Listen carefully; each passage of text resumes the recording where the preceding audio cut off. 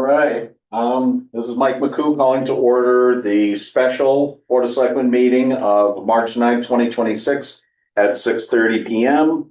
Anyone able, please join me for the pledge of allegiance. I pledge allegiance to the flag of the United States of America and to the republic for which it stands, one nation, under God, indivisible, with liberty and justice for all.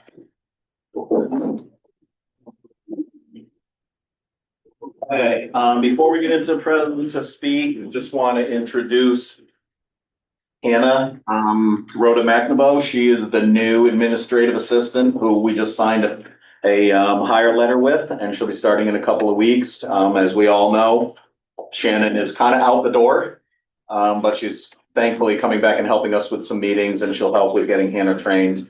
So I just want to introduce Hannah to this and whoever's out there in internet land. Okay, present to speak. We'll start in the room. Anyone here present to speak? Carl Pearson, 55 Fermier Road. Question I've had for a number of years. Of the total amount of taxpayers / property owners in this town, how many of them are retirees? Single income retirees, Social Security, maybe a pension. How many are there? What's the percentage? I don't know that number. Nobody knows? Well, I don't know. No. I mean, that information is not always available to us either because it's private information. We wouldn't have a document. The point I'm getting at is they get COLAs, cost of living adjustments every year. And I've seen the bottom line page on what's been proposed here. It's basically 8%. They don't get 8% raises. How many people out in the private sector on an annual basis gets an 8% raise? Somebody's got some decisions to make and some work to do to get that down. Some of that work will happen tonight. Other present to speak in the room? 97 Trask Road. I attended the previous two meetings, and my understanding was the present increase in the selectmen's budget is 13%, and you would be looking at that this evening. Is that correct? Well, don't answer that question. Sorry. I did just answer to Carl that we'll be working on that. Thank you. Didn't need to ask a question. I would ask that this board looks seriously at something approximating what the current rate of inflation is in Connecticut, which is currently 2.8%. So there seems to be quite a delta here that I think the entire town is having difficulty understanding. Particularly when we see a significant increase in the Board of Ed budget. And we learned from the Board of Finance the other evening that the manner in which we typically apply fund balance is less likely this year. So if our income is flat and we're facing a significant increase in the Board of Ed budget, it's difficult to understand where the Board of Selectmen is now. And if I could reserve the rest of my time to ask questions later, that would be appreciated. If you have questions for President to speak, you have to do them now. We're not doing the reserve time in the middle of the meeting unless the chair is aware of some technical information that helps understand a point that's being made. We're not soliciting opinions or input during the actual business of the meeting, and that is on advice of our attorneys in the Freedom of Information Commission. So I'll certainly give you more time if you wanted to ask some more questions. I'll write them down and we'll try to answer them when we're during doing the board's business. Thank you. I'll just add to my commentary that it's disappointing to learn that town discussion is now being curtailed by the town attorney. Yes, I understand why that would be concerning for some people, but both them and the Freedom of Information Commission says it creates a challenge during the meeting of a board or a committee to have outside influences advocating for certain things essentially creates more committee members. And so the chair should only be soliciting factual information from a source that can help with the discussion, but should not be collecting Q&A or opinions during the actual board deliberation. Thank you. John Blessington, 29 Mason Road. I had hoped we had gone beyond that. We, once upon a time, used to have back and forth, and now we're going back to a previous first select. We will give our wisdom to the proletariat, and we are allowed to just sit here and absorb the wisdom and never have a argument or a say in what's going on. You realize, of course, that there's going to be a massive opposition to whatever budget you put out. If it's 8% or 13% or whatever the hell it is, there's going to be a massive opposition, and this is going to be part of the opposition, that the people have not been given a chance to participate. Thank you. Duly noted. I'll point out you are participating right now, and I do appreciate that, and we'll continue to try to make that effective. Anybody else in the room?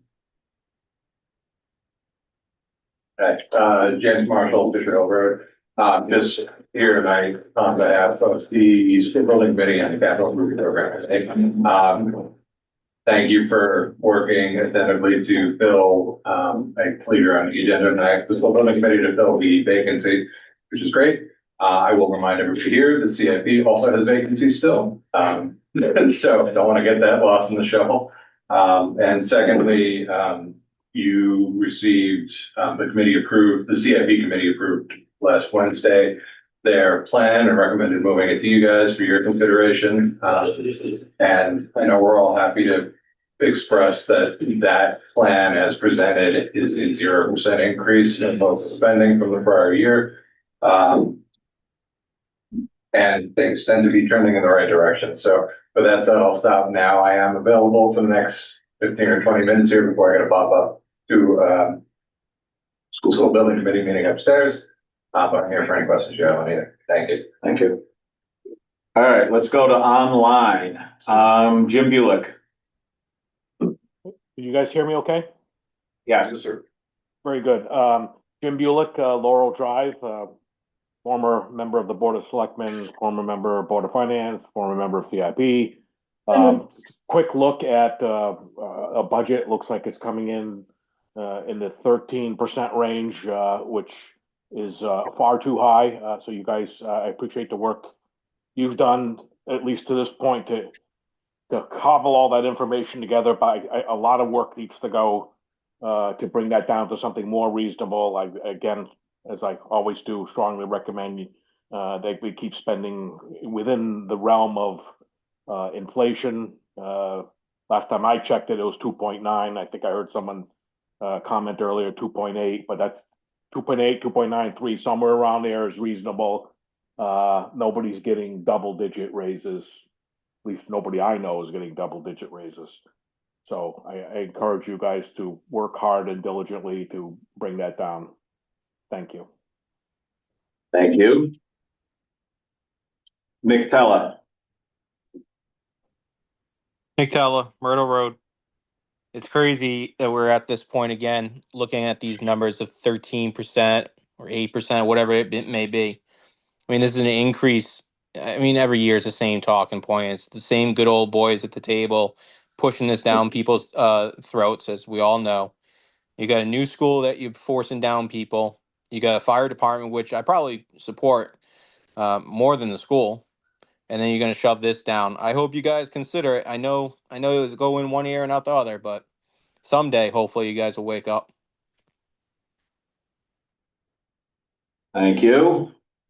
Jen McCoo. Hi, thanks so much. I was hoping to be able to speak if you guys were going to talk about the CIP plan, but I'm just going to insert my comments now if it pleases everybody. Um, First of all, it's discouraging to hear already naysayers when boards are doing the work of figuring out budgets and just determining on its face that this is not going to fly because the number is too high rather than considering what the town's money is going toward is disappointing. So I just wanted to put that out there and thank you for the collaborative work that everyone is doing to try and figure out this budget situation.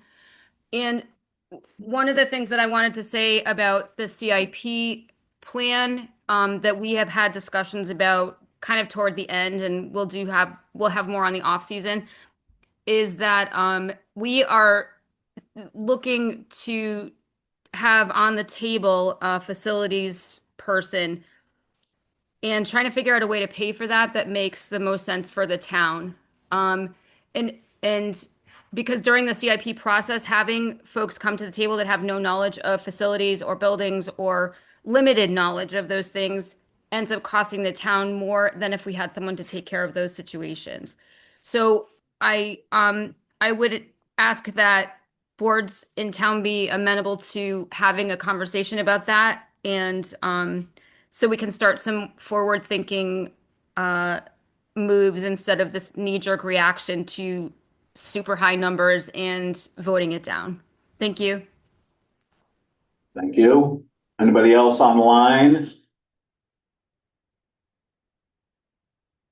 All right, last call for present to speak. Yeah, I would like to speak to another subject. What is going on with the windows in the old town hall? Has any progress been made on that? I don't have it on the agenda tonight because it's a special meeting. But the contractor showed up this past week. I'll leave it at that for now. We'll report more next week in the regular meeting. Okay.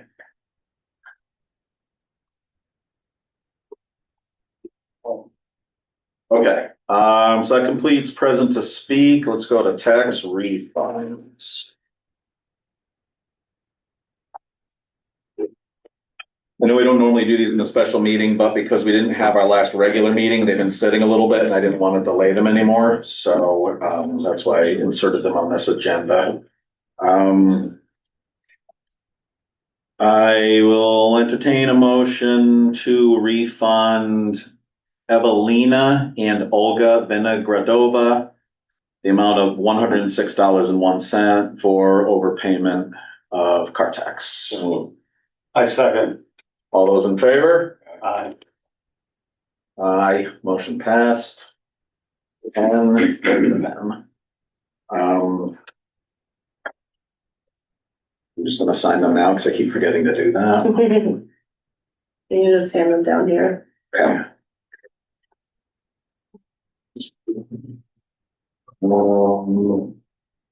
I'll entertain a motion to refund Meredith Beecher $271.82 for overpaid car taxes. So moved. Sure. All those in favor, please say aye. Aye. Aye.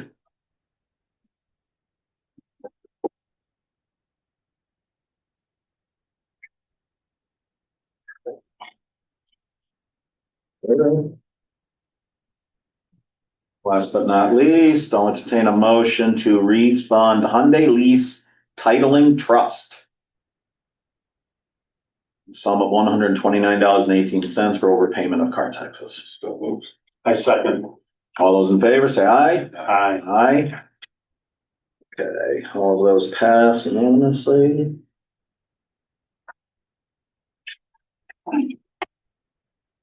Thank you. Okay. Selectmen's budget review adjustment approval. So, just a refresher for anybody in the room or in the audience. The selectmen's budget is sometimes confusing as to what it is. There is on the front page of our typical budget, the first series is the selectmen budget, and that just includes some very, a minimal amount of things like the salary in the selectmen, the, stipends and, things like cell phone and, training and education. But the selectmen budget also includes a lot of other departments. Most significantly, in our case, the department with the big, increase in the presented budget, is Public Works. And to address some of the concerns in the room and online, we are very aware that it is currently sitting at 13.7%. As always, the process is first that people submit their requests. Everyone puts the requests together. We've been doing this for decades on Board of Finance. We first see what the numbers look like, and then we start working to get them to a place that's acceptable to the public. This was 21 point something percent a week and a half ago. It's now down to 13.7%, and it's my own hope, and I will advocate for, that it's much lower than 13.7% by the time we leave here tonight. So that when it gets back to the Board of Finance for their deliberations on Thursday, they'll already be starting from a lower number when they do their part, which is really then their responsibility to look at the whole budget. So in honor of that goal, I met with the Public Works Director this morning and talked about the budget, because the increase in the Public Works budget is currently $518,000, a little over. And the entire increase in all of the general government budget is $896,000. So you can see more than half of it is just from Public Works. So, we had some lengthy conversations about, for example, salt. I think everyone knows that we used an unpredictably high amount of salt this year. We have been budgeted the last 2 years at $140,000 for salt. This year, we have already spent $234,000 on salt. So Troy and Heather had originally pushed up the budget to $225,000, adding $85,000 to it, which was a 60.7% increase on that line alone. I looked at a 3-year average because that's what I was able to look back in the software at. And the 3-year average is $175,000. So trying to use that as using the 3-year average as some sort of a marker to judge the budget by, I thought that instead of increasing 140 to 225,000, I thought maybe we should increase 140 to 205,000. So I took $20,000 out of that increase, which takes it from being a 60.7% increase on that line to a 46% increase. I'm just going to talk about this stuff. We don't need to vote on anything right now. I'm just going to tell you the stuff I worked on. All right. Okay. Then we spent some time talking about chip seal. There are 2 methodologies for chip sealing. Chip sealing is important to seal cracks in the road and seal the roads and make them last longer. There are 2 ways we can do it. We can do the rubber infused chip seal, which we've done on some roads and is a higher quality product, lasts quite a bit longer. That's going to be going up to $525 per square yard on the road. The older style, less rubber, more petroleum oil based chip sealing is staying the same this year at $3.25 a square yard. Those numbers, we don't have to make any decisions on those numbers. They're just to give us an idea of where the rubber went up by like $1 a square yard. You know the life expectancy of each? He did. I don't remember. Troy, could you just chime in on what the life expectancy is on the regular chip seal versus the rubber? You're muted. You're muted, bud. Okay, can you hear me now? Yeah. Okay, so the regular conventional chip is between 5 to 7 years. That's the expected life expectancy. The rubber chip is between 8 and 12 years, 10 and 12 years, sorry. So there is a difference. The rubber is a better product. Last year, we only did 3 miles of conventional chip. That's it with the budget that was provided. So this year it went up. Last year it was $2.95 a square yard. This year it went to $3.25 a square yard. So, and that's why I increased it $100,000 to do some more roads, basically. That's why Yeah. Because 3 miles out of our 72 is not covering much ground. Absolutely not. Nope.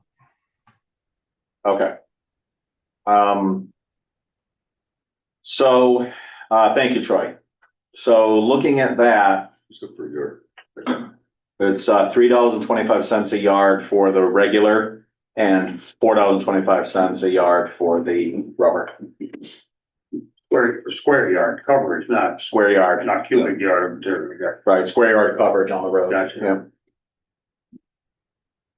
So, unfortunately, these are easy places for us to take cuts out of, which unfortunately I think some of it's gonna happen again this year, just because the budget increase. Right now, the public works budget increase is a 32.4% increase. So my thoughts were, we could take that $100,000 jump back out and flatten out chip seal back at 200, which would save the $100,000 increase. And then the next line is paving. There's a $275,000 increase.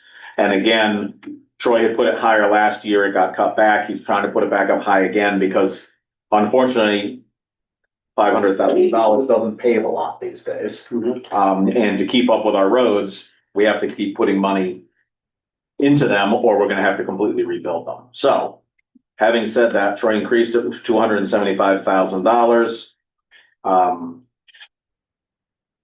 My thoughts were that we might have to cut that back also. So I was thinking it would be $100,000 increase instead of a $275,000 increase. So that would then mean the 3 items I just talked about, I took $295,000 out of those 3 items. And just that alone, now, of course, I'm just attacking public works right now, which may not be fair. But just to give people an idea of where those working numbers are, by removing that 295,000, I have changed the general government increase from a 13.4% down to a 6.1%. So that's just to give you an idea of numbers that I was working with to try to start figuring out how we're going to get down from the 13 something. Okay, well, that's from So- to start. So that's just a place to start for conversation. I did also want to point out there are a couple items in here, that are there's like a 92% increase. It's small money. It's in the transfer station toilet facilities, but because it's a 92% increase, I wanted to point out that is because that is the cost of the porta potty at the transfer station, and that's a contracted cost, $1,920. So, it just needs to be there. So that 92% increase is $920. And I want to point that out because it's a high percentage increase. It's not a lot of money. Just to quickly go back to chip sealing. Yep. Okay. The conventional chip sealing is running us about looking at life expectancy, it's about $5 a year per yard. Okay. And if you go with the rubber, it's about $4 per year per yard. Okay. Yep. So from a long-term economic perspective, I would think the better product is a better choice, even though it costs us more. And the one thing that we do need to pay attention to with both this board and Public Works is the condition of our roads. Yep. We have crappy roads, we're not gonna be able to get school buses down. Yep. And we're gonna pound the heck out of the snow plows and everything else. I agree. Exactly.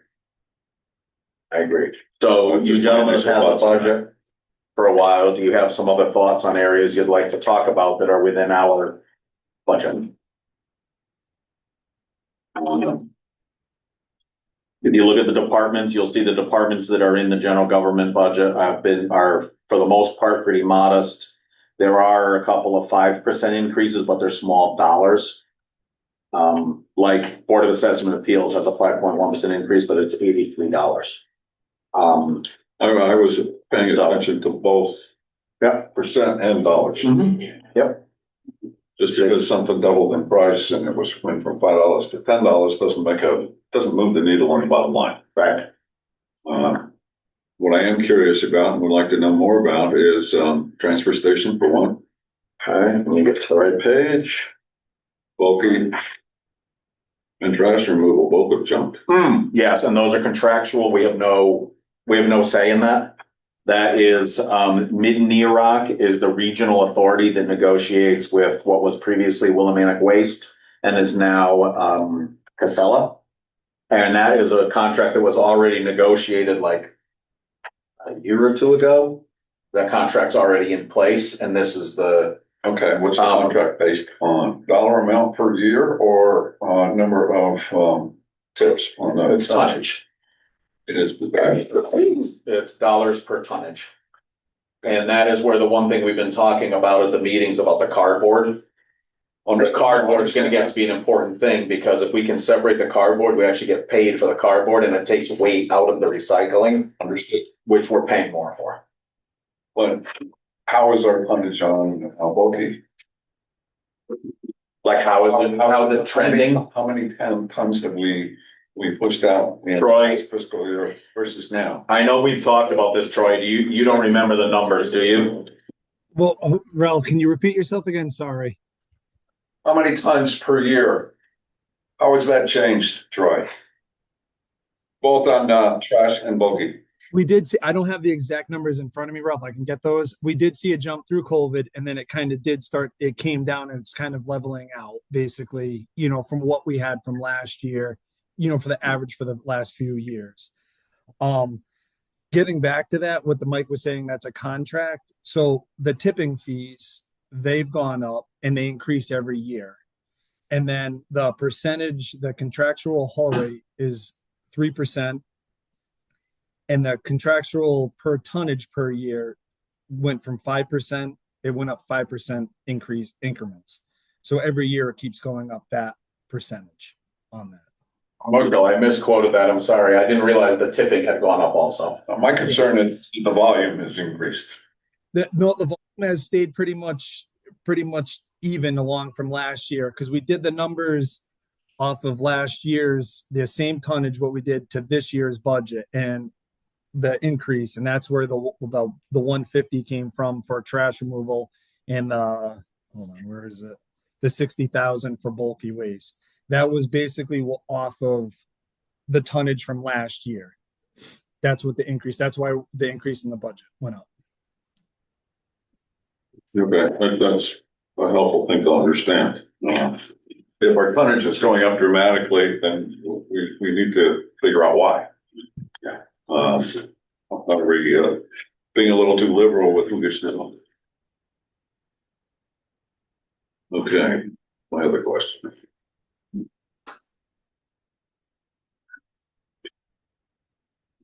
Well, a few questions on the transfer outs, but Andy, quite probably Andy's got something over there. No, not this time.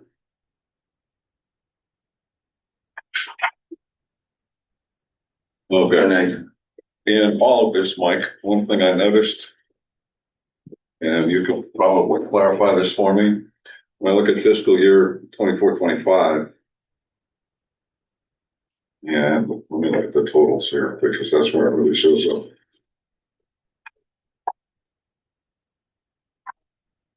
Correct me if I'm wrong, we have an approved column. Yeah. And we have an adjusted column. Mm-hmm. The sum of each of those columns should match, if my understanding is correct. In other words, what transpired during the course of the fiscal year was the funds were shifted from one line item to another.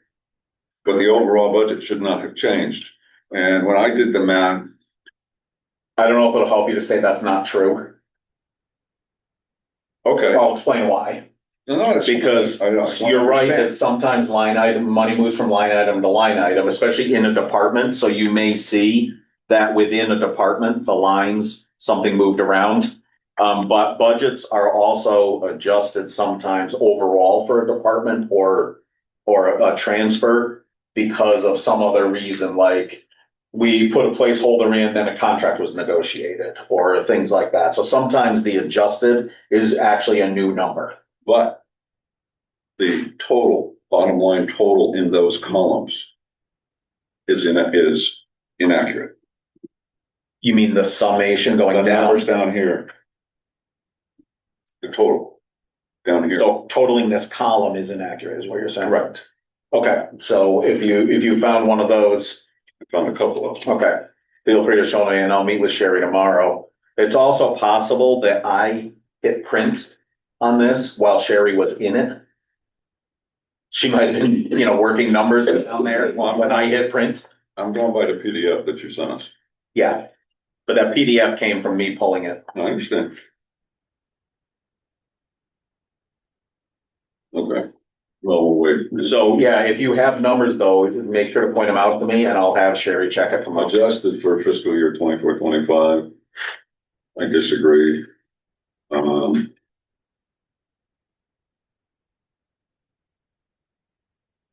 Total adjusted in 25-26.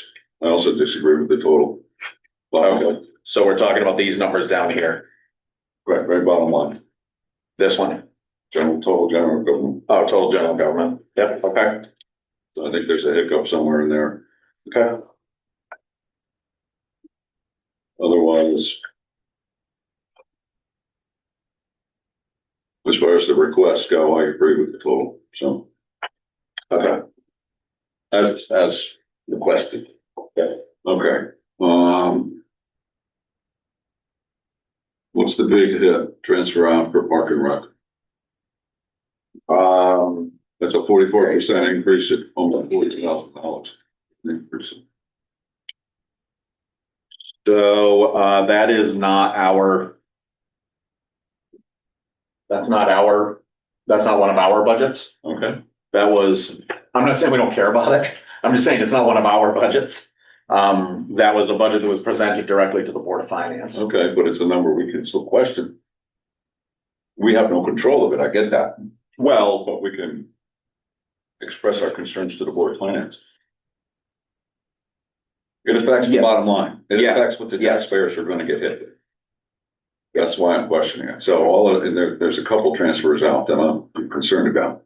Library, Parks and Rec, and ambulance.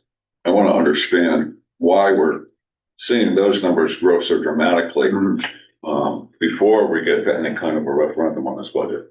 Mm-hmm. Yeah, so those are good questions for Thursday night. And I will try, I'll see if I can get some background on it in the meantime. I'd love to know where we stand on the grand list as well. I know you had said that we have one taxpayer. Serious challenge. Yeah, grand list is a slight increase, but basically flat. Well, not an appreciable, number. But I'd like to know the before and after of any challenge too.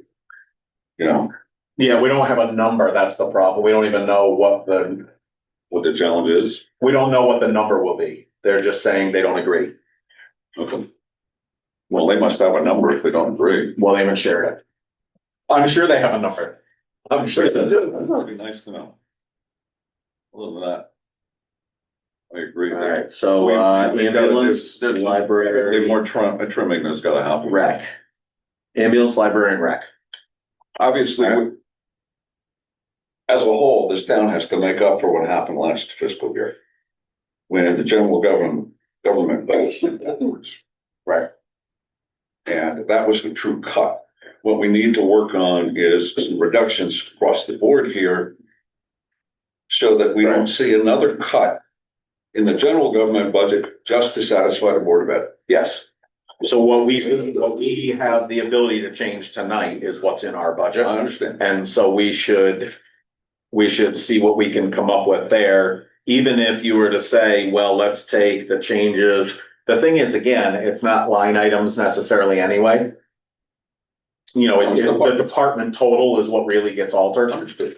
So if we agreed, if the agreement tonight was don't make any cuts to public works and instead take some number out of somewhere else within our purview, it's still whatever that number comes out to at the end, is what goes forward to Thursday night, and then we'll see what the wisdom of the Board of Finance is to keep working with that. We've done an exploration of, insurance, employee insurance, Like health insurance, yeah, what exploration of what?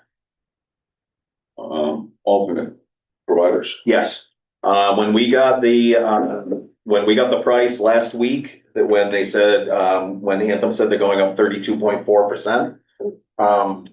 Yeah. We put that into this budget, so you are seeing that number in here, just to be planning for that painful situation. But we had a length, our agent immediately said they were prepared to put it out to bid. We had a Zoom meeting today with our agent, and it is out to bid. It still will be another week or so before bids come in. They've already heard from some companies that they don't want to bid. A lot of companies have given up municipal. The thing that is in our favor is our usage rate, or our claims versus premiums rate, is pretty favorable. And so other companies hopefully will want to bid on our insurance because they feel we're a pretty good risk. But again, we've already heard from, I think they said 2 companies have already said we're not going to bid on. No, because every year this is a problem with health insurance. Yeah. Be it in the corporate world. Well, with that than I am with the municipal world. Yeah. But it was, I know with my wife's employer, every year it was a different insurance company. Yeah. And it was a little Peter to get everything organized as And by the time you really get it all straightened out, it's the year's up. Well, the choices for the employees was the problem. Because they didn't know what choices to make to moderate the hit on their paycheck. Right. We're seeing the same thing, but. Yes. So a couple things the agent told us today is that some towns that they are also the agent for saw 44% increase because they had a little bit worse usage to premiums ratio. Or maybe they had a different pool size that the insurance company wasn't as favorable for. She also did compare our numbers to the state plan, because the town can buy into the state plan, but that's another 6% higher. The only difference is it is a full POS, they call it, point of service plan, which means it's not a high deductible health plan. So we would no longer put money aside for the health savings accounts, because it would be essentially like the traditional full insurance.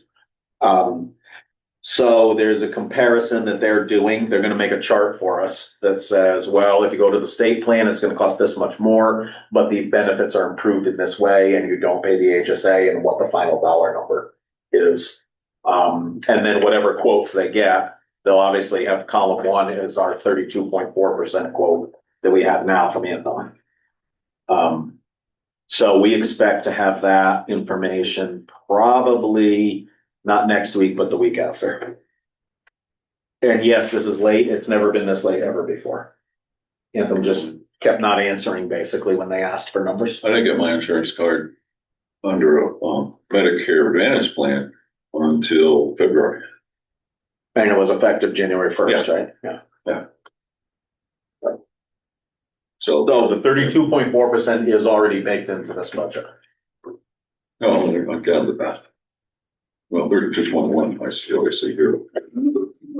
Yes, it's a 32.4% increase in premium. It comes out slightly different in the budget just because of changes in employees. Gotcha.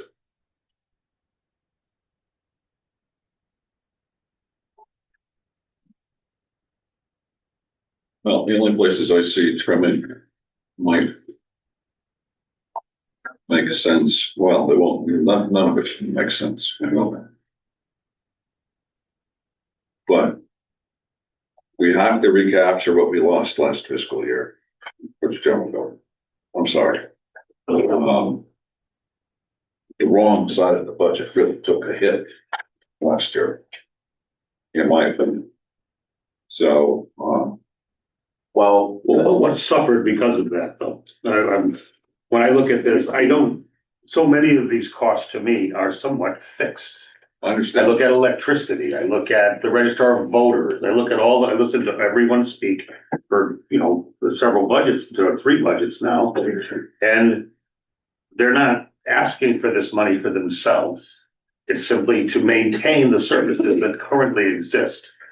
Public Works is one of the places that a Public lot was Works. cut last year. That's right. From So the requested level. I've always struggled with this, and I also think it's a little interesting when I hear people say that we presented this budget and we don't know what we're doing. This is where we work on the budget in the public forum. We don't do this anywhere else. So it isn't like Right. we've been meeting secretly and then we come to this meeting all prepared. This is where we do this work. It's perfectly transparent.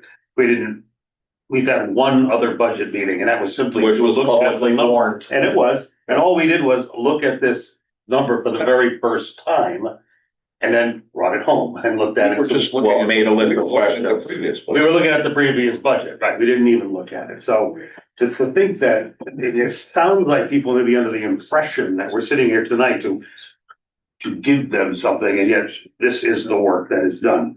So when I look through this, and I have for several years, there aren't too many elective things. Mostly what I see is public work, senior center, lives and rec. And within each department, there's often training and education. Now, training and education, we've had a lot of new hires. They need to be trained and educated in order for them to function in their roles. So we could say, oh, well, that's a nice to have. And it's not really a nice to have. You're talking about rec? I'm talking about Any of the training almost and every, education. almost, Okay, the tax collector, the tax assessor, the tax collector. We've had new hires in those because we lose people every 2 to 3 years and they need to be ready to be trained. It is with our relatively low salaries, that is going to be an ongoing burden that we are going to bear, where we have new hires that need to be trained in their various disciplines. So I don't really see that as a cut. Okay, Memorial Day and car show. Yeah, we could cut that budget. It went up 400%. It's $1,000. Or it's $4,000. No, it went up 4,000 because that's money for the tricentennial. Right. So maybe we don't have a tricentennial. Maybe we don't do so if we say we won't cut services, then we will have a higher budget because costs have increased. And I don't hear a lot of townspeople saying, yes, we want fewer services, just that they want a lower cost for those same services. I don't see where that's It's awfully hard to go backwards. it's very, very hard to go backwards. I often equate this budget to my own personal budget. If I want to do the exact same things I did last year in the exact same way, I need to increase my revenue. I can do the exact same things I did last year, but I'm gonna have to do them differently if I haven't increased my revenue. So how do we do things within this budget differently? This is where I sort of struggle, because every department presents very cogent arguments as to why they need the additional money, and it often isn't their choice, really. It's the cost of doing business. Yes, for example, the revenue collector is 5%, 5.6% increase. Right. $2,600 of that is the contractual Right. computer stuff that tracks all of the taxes and everything else. And we have We can't to not buy have it. We can't not have it. And so what services are the townspeople willing to forego in order to, have a budget that is of an increase that is palatable? And I don't know that. I mean, I do want to reiterate, I'm a taxpayer too. So sitting here, if there is a tax increase, I pay it as well as everyone else. So I'm not exempt. I think I noticed on the CIP plan, pickleball court lighting. I would say that's probably an elective. I was thinking on a show of hands, how many in this room and online have played pickleball? And I've never played pickleball. I don't know if I ever will. I might. I'm not sure. Yeah, well, I heard a lot of elderly people get hurt since I start to enter that demographic, I gotta be careful. So I mean, some of these, so those sort of elective things, maybe we would have to forego. Within this budget though, as I'm looking page after page, I circled Memorial Day and Car Show, training and education. I know, the senior center, which is a popular place, a lot of people benefit from that. Wanted to increase programs that cost money, so is that, do we as leaders simply have to say no? Economic development, they want $18,000. Do they need $18,000 to do their work? I don't know. They say yes, I trust them. But that's a lot of money.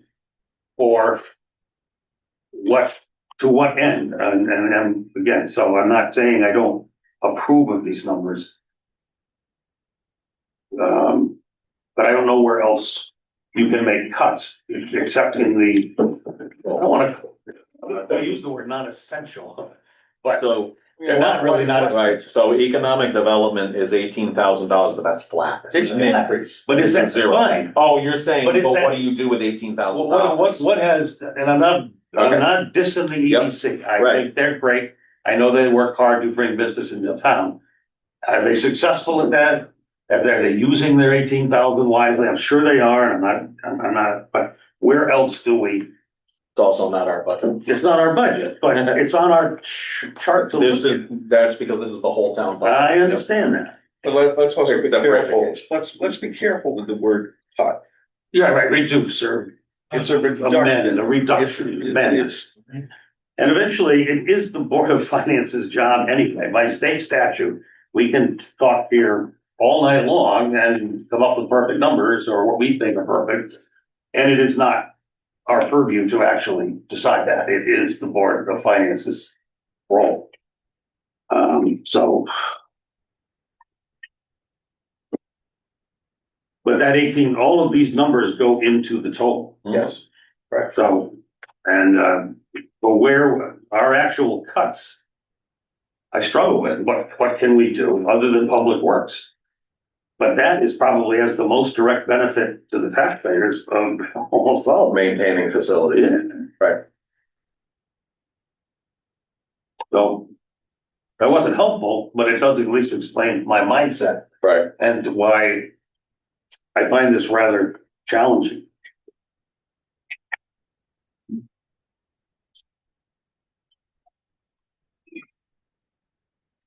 Because it is just one big bucket that all the money comes from. Right.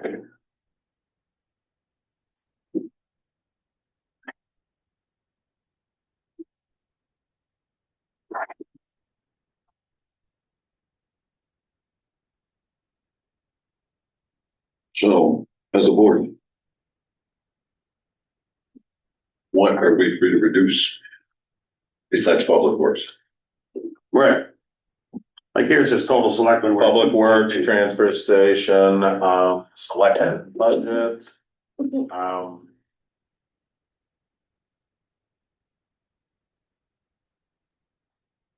The things that are not in, that aren't shaded. Can you see the shading on this? Can you have? Barely. Yeah. Yeah, kind So of. the things that are not shaded, Okay, that's helpful. So revenue collection, town council, town clerk, all those. yeah, these that are, don't have a Yeah, shading on them, okay. we'll talk about these, Yeah. are not ours. And those are really training and education are the only real electives within that. DMV Right. fees, office supply. Right? Yeah, DMV fees, Might be able to- again, that came from DMV, these will be the fees this coming year. Right. You might be able to save a nickel or two on office supplies if you, Right. I don't know, double side all your copies, I mean, whatever, but, which I'm not saying that is a bad idea to try to save nickels and dimes. I think we need to think of that. Our printers default to Yeah. printing double sided. Good, see, there you go, we've already covered there. You'll notice by this report list. Training and education, dues and conferences. But training and education, we have new people. What are you gonna do? Right, and we have some people like, Ashley, the collector of revenue, didn't come to us certified because our budget often will not allow us to recruit someone who's certified. Correct. So we get someone who has the right skill set for the job, and then we're required to get them certified within a certain period of time. Because otherwise we can't have a revenue collector who's not certified. Exactly. So, And I think the townspeople need to understand those sort of expenditures. Yeah. They're not frivolous, and I don't even consider them to be elective because we are required to do those things. you know, mandates from other places. So. Yeah, public, and same way, most of the things within our white pages here are training, and those are the only real electives, training and education, and maybe conferences. The overall budget. Oh. And public works, I think where anyone who believes that running equipment these days has gotten less expensive is out of their minds. There's just no way that you can run equipment the exact same way last year and think it's gonna cost less this year. So right now, we have a public works increase of $518,582 total over all of public works except the transfer station. That's 32.4%. What I had discussed before was taking that 582, knocking 295,000 out of it. And that's what I said would give us at the end a 6.1. It would take the 13 point whatever to 6.1. Those are real changes. Those are real numbers, and they will hurt the programs, but they will also get us to a number I think the Board of Finance can have easier to work with, because the Board of Finance is gonna take it from somewhere anyway. They're not gonna put 13% through. No, I don't even have to go to their meeting to know they're not gonna No, put of course not. 13% through. of course.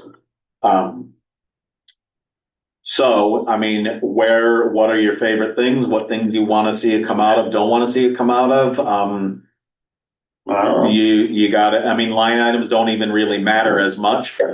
We can say, basically Troy, as long as it's within his purview, he can move the money where he needs it. Just like this year, in the current year, because we're so overspent on salt, Right. some other programs are gonna get Absolutely. wiped out this They have to be spring wiped out. because Absolutely right. their money went to the salt. Yeah. They're not- I hope the town people understand that as well, that Right. something that was planned for, that was budgeted for, isn't gonna happen because the money had to go to buy salt, which was an imperative. I did notice PW electricity went up quite a bit. Did something change? Is, the top line, 311? Just curious, just like we saw the water thing, why would electricity go up so much? Just normal rate hikes that everyone is experiencing? Well, so if you look at the previous, in 24-25, we overspent by 4,000. It was basically $14,000. Oh, I see it now. Okay, In sure. 25-26, if you look at the burn rate where we are, Yep, we're gonna go over the 11.8. If you just extrapolate that out the rest of the 12 months. okay, gotcha. So it's just we just made an adjustment to try to look at the burn rate. All right, that makes sense. And I know everyone's complaining about their electrical prices, and again, a thing we can't change. Well, and if you think about too, like this year, how much, it was night after night after night that they were out at night sanding and salting, so extra lights were on in the Sure. works garage. Yeah, makes sense. yeah, I know. January, I had a couple space heaters going. Mm-hmm. Yep. Boy, did that whack my electric bill. Mm-hmm. Put it on auto pay so you don't have to say it. Just, I still gotta look at my bank account, but there's no money in it. Automatic doesn't help. all right, so what are we thinking? We're gonna send it through to, Board of Finance and let them do the cuts, or are we gonna take something out of it? Well, I wish I was more privy to some of the conversations and line items here. I think Andy was onto something. He was talking about senior center. Well, our other option is we don't take action to ask some more questions in between. The problem is Thursday night is it's gotta go through the grinder at Board of Finance.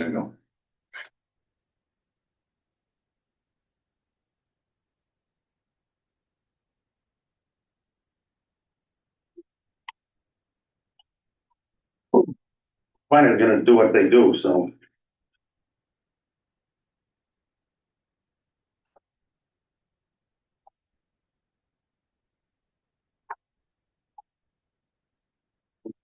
So they, senior center, you know,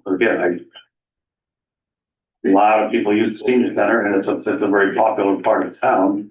When you look at the POCD, it was one of the things that people liked.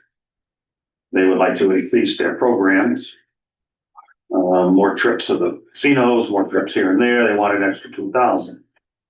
Not a lot of money in the grand scheme of things, but it is an increase. So you can, My cousin will film. well, and I mean, there's probably a little bit that we could, percentage wise, we could definitely bring that down and not create a terrible deficit in their operations. Maybe just But in ask, total dollars, we're not gonna change a lot. yeah, maybe ask the director just to work with a little bit less here and there. All right, well, you guys wanna pick a number to take out of that? Nope. I want someone else to do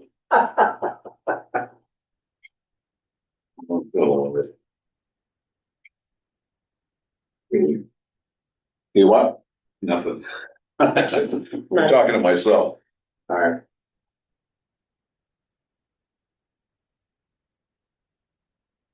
I mean, I can speak to a little bit, the car show, they stopped doing that, there will not be a car show going forward.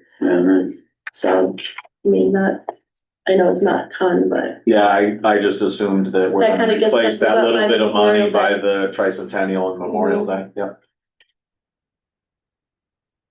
But yeah, tipping fees are up. Yeah. If we can really get people to move their cardboard, that could help. It's not an easy thing to do. And it sounds silly, and we got a lot of eye rolls over that at the last Board of Finance meeting. It's real. And it can make a difference.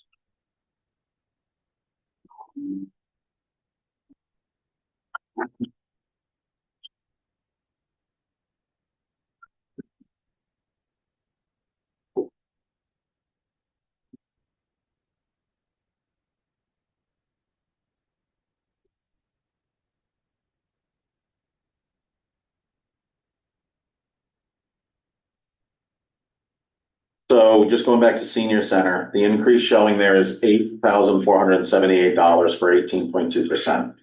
If we trimmed that by $2,000, the increase would be $6,478, which would bring it down to 13.9%. Any interest in that? Well, I wonder, is this an opportunity, or call it what you will, to just inform the people that do the senior center and let them decide rather than us dictating to say, listen. Well, I think can't the senior support- center is gonna, I think they're going to defend their budget. That's their job, Yes, right? And I think, but if we ask them to say, well, I don't, we can't. That, or we'd ask them to. I don't know, I mean, in the past, like, prior term, Board of Selectmen have reduced things, and then Board of Finance said, man, we're gonna bump it back up. It's like, hey, that wasn't really very productive then, so. yeah, well, I think it's a good faith effort for us to put something, to cut something and put it forward, and then if people come to the Board of Finance meeting from the town and say, we disagree with the Board of Selectmen on that, then that makes a great conversation at the Board of Finance meeting, and maybe there's new wisdom to put into the mix. I'm looking at tree removal service, which is always near and dear to my heart, and I noticed we've only spent about a little over half of what we're allocated. Is there Because spring is coming, Spring is and, coming. and that often is sometimes has to be used to buffer the salt budget. Okay, but If you spend it, and you spent it last fall, it's not in the budget right now to buffer for the salt. But Troy, I think already started, was it last week, Troy, that they already started on tree work? If you're still there, he's there. I see his name. Yes, yeah, they've been cutting trees last week. They're still here in town cutting trees, so they'll be here all week this week. who's the new service? It's Crone Cuts, Were they on Thompson.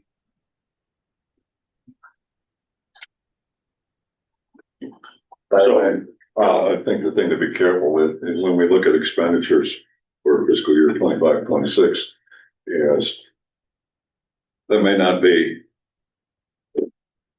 indicative of or leading to an overrun. There may have been expenses earlier in the prior 8 months. That aren't showing up.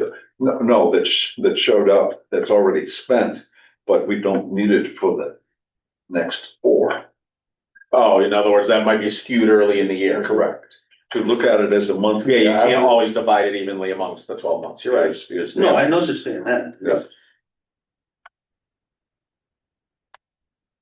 That was when I started manipulating numbers just to see what would happen. I was sort of thinking, it scared me. This. I was just sort of thinking about, we've had some very heavy snows and some pretty good ice storms and everything, and if I would have expected to see more tree removals being done because of that, and I guess maybe now is when that's happening, maybe the Yeah, well, Mother Nature doesn't do it. storm cleanup is happening now, is probably pretty much impossible to get trucks in and stuff, so.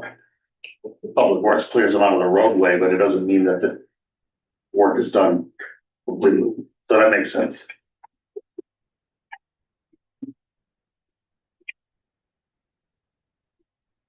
Well, I suppose as a last resort, we could just take a 1 or 2 off of everything. Yeah, but then in some programs, that actually cuts a hole. I understand.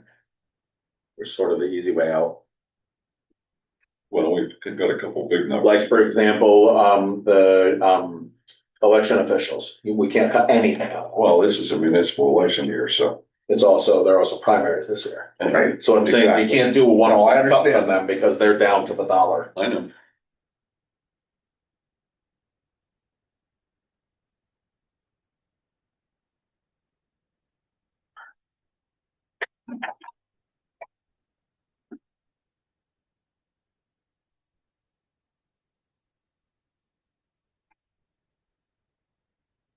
I'll point out something positive, building official overall program budget went down 0.7%. Yeah, Does that make you feel any better? it does. I don't, yeah, In a way, yes, and another way, no. Because that means there's no building activity. Actually, what it means is I did some creative stuff with the budget. Not creative and proper, creative. Shuffle. I read the contract carefully and reduced. If you look, you'll see in that there are budget lines that year after year are not spent. So I took that money out. We're not spending it, why should it be in the budget? Or I lowered it, depending on what it is. No reason taxpayers should be tying up money in something year after year is not getting used.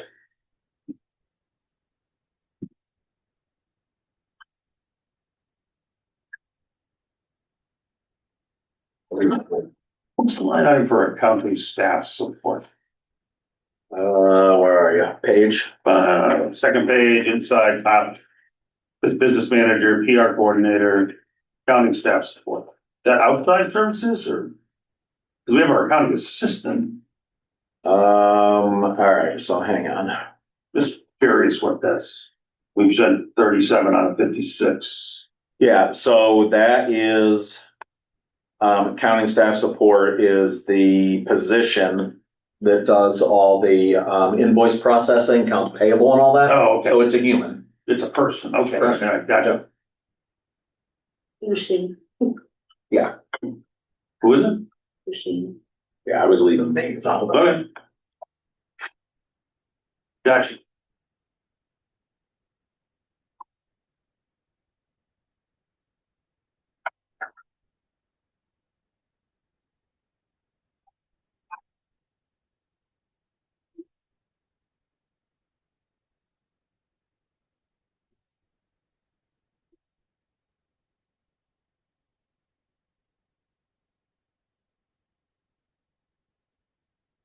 I will point out also on page 5, town office building operations. Of that increase, 10,000 of it is for computers that have to be replaced this Yeah, you year. already did talk. We had originally put that in CIP, Mhm. but CIP the age-old debate of, is that a capital expense or an operational expense, which we talk about every year, and we make a different decision every year. CIP asked us to take it out of the CIP plan and move it to operational budget, so that's where I moved it to. So that helped CIP end up being at a 0% increase. Yeah, I think there's an IRS correlation there. Most computers you can write off in the first year. So it's more, It's a short answer. amortization. Yeah, there isn't any amortization, Yeah. really. That may influence that.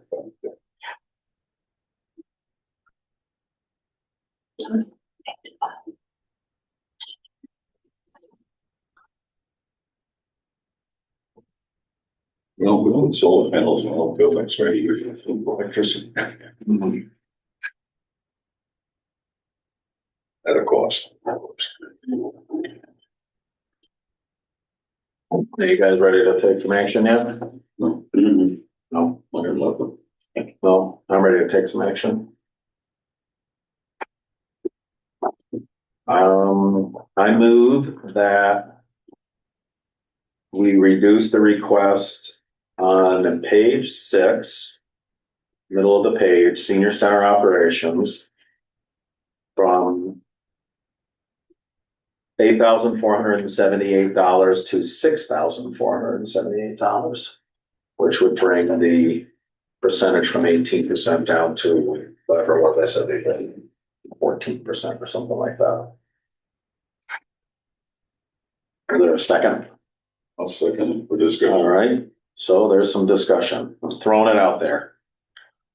We're not saying where it's coming from, other than. No, from the bottom line, right. There's an increase of $3,000 for center maintenance and miscellaneous. There's an increase of $1,000 for van maintenance and gas. There's an increase of $2,000 for programming. They do want to do more trips. I think it's a great idea. But it's also an 18% increase, and there's also discussion at Board of Finance the other night about, well, maybe some of the trips should get charged. Like if you're going to the casino to spend money, maybe that trip, the people going to the casino should contribute a little bit to the cost of the bus ride. That's right. Because you obviously have some money to give if you're going to the casino. You're not planning on coming home with it. Fair enough. Although you hope to. Yeah. And maybe the people going to the casino could chip in a little bit towards the cost of running the bus. Instead of the taxpayers paying for all of it. Maybe casinos could kick in towards running people. Well, that's a different battle. You're welcome, if you want that as a project, you're welcome, I'll gladly endorse that. So, yeah, and I think that by doing it that way, we allow the board of directors of the senior center to manage their own affairs, sort of, rather than. Well, it's not even a board of directors, so that's the seniors, the seniors are an association, but this is not their budget. This is our budget to operate the building. When the senior centers association does certain things, they have, that's their own private nonprofit, they will fund certain things also. Okay. But like, this isn't their budget. They may use these services, but this isn't their budget. This isn't their budget. No, this is our senior center town. All right, so who's managing this money that goes into the senior center program? Through our human services department. Our human services. Right, we have a coordinator at the senior center. Gotcha. Well, see, I did not know that. Because when I heard the Board of Finance meeting I attended, and the person from the senior center was speaking, I had the impression that she was speaking to these line items. But Yep, yes, that's okay. All that's right, correct. so, all right, so, got it. So it's then up to that individual or that team to decide how to manage this reduction. Yeah, Got it. or reduced increase. I know that that's a particularly. No, you're right. I know that people are particularly concerned about the terminology. It's not a reduction in their budget. It's not a reduction year over year. It's a reduction in the industry. It's a reduction in the actual. It's an important distinction. It is, yeah. I think we get too hung up on it sometimes, but it is an important distinction. It is an important distinction. People get fixated on. Yeah, right. It is, you're not cutting your budget. It's not. No, I cut the amount Yeah, we do see the amount that they've asked them to increase, so that's fair enough. Therefore, it's a Well, reduction. I can support that. Have we had enough discussion on this motion yet? Is there any more? No. All right, all those in favor of reducing the senior center operations request increase from 8478 to 6478, please say aye. I, Aye. That's all three ayes.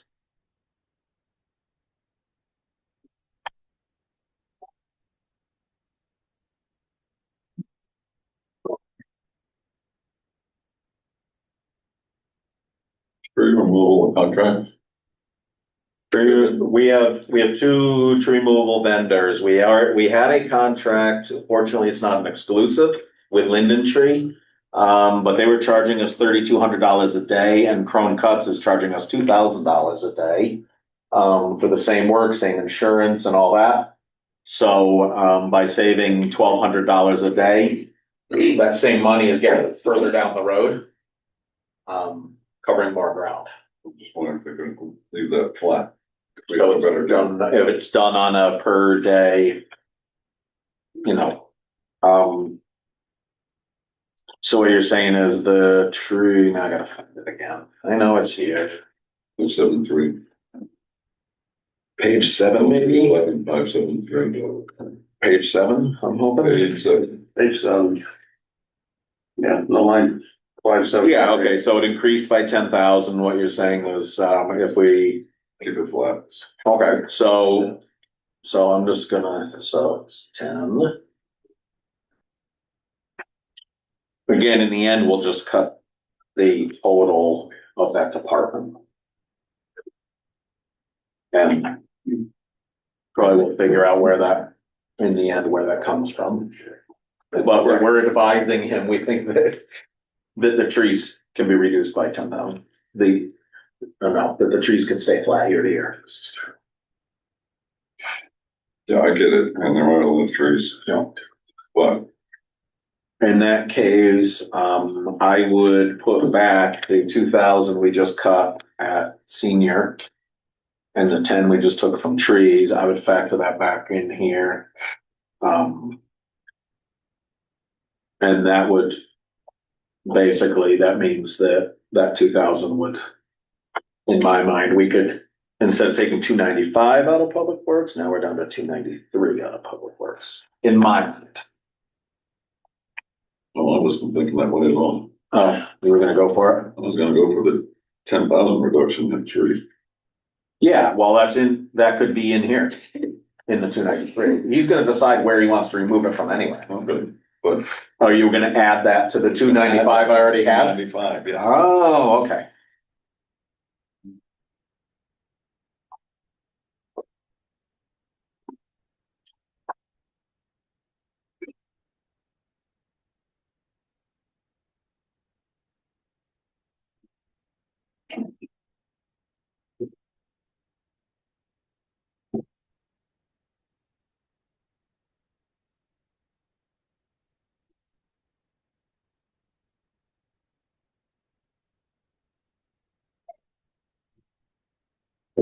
Make any motions, or gonna have to be the bad guy again?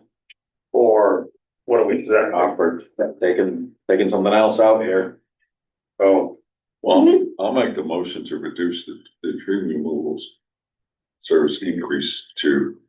Well, and keep it so we should do the whole department though? right, yeah, you'll have to, So if you want, so I'll total it up. I've got 10,000 right now on the trees. Yeah, and that was, hold on, just let me mark this up so I don't lose my place here. That was page 7, okay, I made that mark.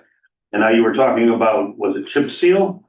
Page 8, 3/4 of the way down. Yep, yep, Salt, chip seal and asphalt were the ones I mentioned. yeah, you said salt, they wanted an $85,000 increase. Right. And you wanted to reduce. Well, that. my suggestion was looking at a 3-year average that we could, the 3-year average is 175,000. So we could cut it down to like 205 or maybe even a little lower. If the 3-year average, if you want to use the 3-year average, it's 175. So we could even go back that, we could take $50,000 out of it. It's just a good chance that we'll hit it next year. Right, but now if we have a mild winter, we won't, and then Right. that's okay. Right. So I would, our mild winters have been mild, as we. So what you're saying is You're the getting fall budget, you're saying that increase right now shows at 85,000. We could show that increase at 35,000, which would put us at 175, which is the 3-year average. So you were before you were looking at the bottom line, public works reduced by 295. Yeah, And I was suggesting we add 10 to that. right. So you were at 105. No, at 305. I'm sorry, 305. Yeah. Yeah. So are we talking about the moving the salt to the 175 number, the 3-year average? Well, as you were saying before. I mean, I'm just taking notes right now. I mean, that's where it could come from. That's my suggestion as to where it could come from. I think it's up to Troy. Yeah, I'm just saying for conversational, I'm just trying to keep track. I understand. That's fine. All right, so far between the trees and the salt, we've taken 60,000. And then the next thing we were talking about was chip seal and asphalt.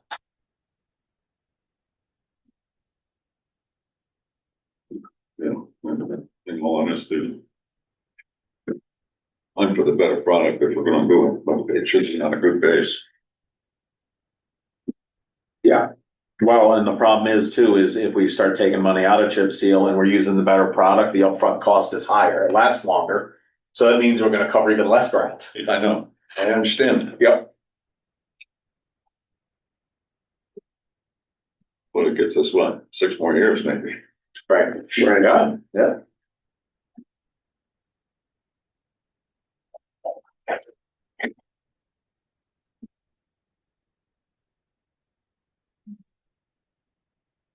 Is that proven to be true, that what roads have had the rubber, the higher content of rubber? We had one road where it peeled, Mhm. but the company came back and redid it. Okay. Otherwise, it's been holding up well. Mhm. Well, Troy's online. And then they. That's what he told me, so I'm quoting Troy, but Troy, you can feel free to say that also. Yep, no, you're 100% correct. Yep, they came back. We had a little issue. We did Wilderness Way and Turnpike, and we had a little issue on Wilderness Way, and they came back and did some adjustments. But it's held. And what other roads have that product, Troy? That's it. We just did it last year on Turnpike and Wilderness Way, and this year I was planning on doing Jared Sparks and Spack Road to have that. Oh, so you just have last year? We didn't do it previous years? Nope, because it was way too expensive in the previous years. Turnpike's the highest road, right? Isn't that the busiest road in town? Busiest town road? Pretty much, yeah. I mean, that's yep. Good. Troy, are you applying that over roads that were resurfaced with asphalt? So that it's just being put over. Yes, exactly, being resurfaced with that. It's not going on any other chip seal roads. So that was Turnpike was done. Yep. Because Turnpike was all resurfaced. Yeah, Wilderness Way is new. Yep. And if you were doing George Sparks was in. Yeah, overlaid. Jared Sparks was overlaid before my time, and it was chip sealed with like a small little like a microchip almost, and that's a lot of that's peeled off now. So we was going to put the rubber chip over that. Yeah, that was the old like tar and sand version. Yep. Oh, like we used to do the decades ago. That's how we turned dirt roads into paved roads. Yeah. I like that he called it microchip. Sounds so modern. Yeah. Terminology. Oh. All right, well, we've taken $60,000 so far. Overall, where haven't we? Were you, if we were shooting for like the 295 number or whatever, or the 305 you were talking about, we got a ways to go. We got 155, 275. That's yesterday. Where were you getting the 295 from? I had taken money from salt, chip seal and asphalt. That's where I got the 295 from. We didn't change that, did we? No, I just suggested as an idea for discussion. Oh, okay. All right. You got this.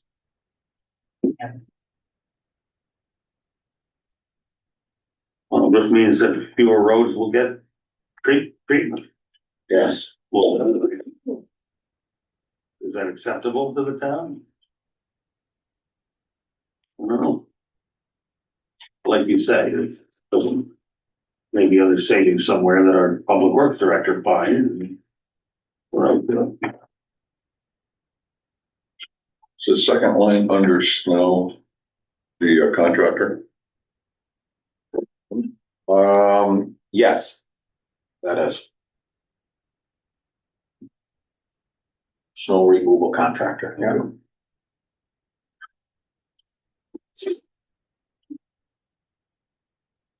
And that's, we talked about not doing that, right?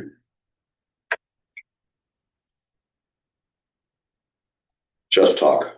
Just There's talk. nothing is presented in the budget to replace that contractor by relocating.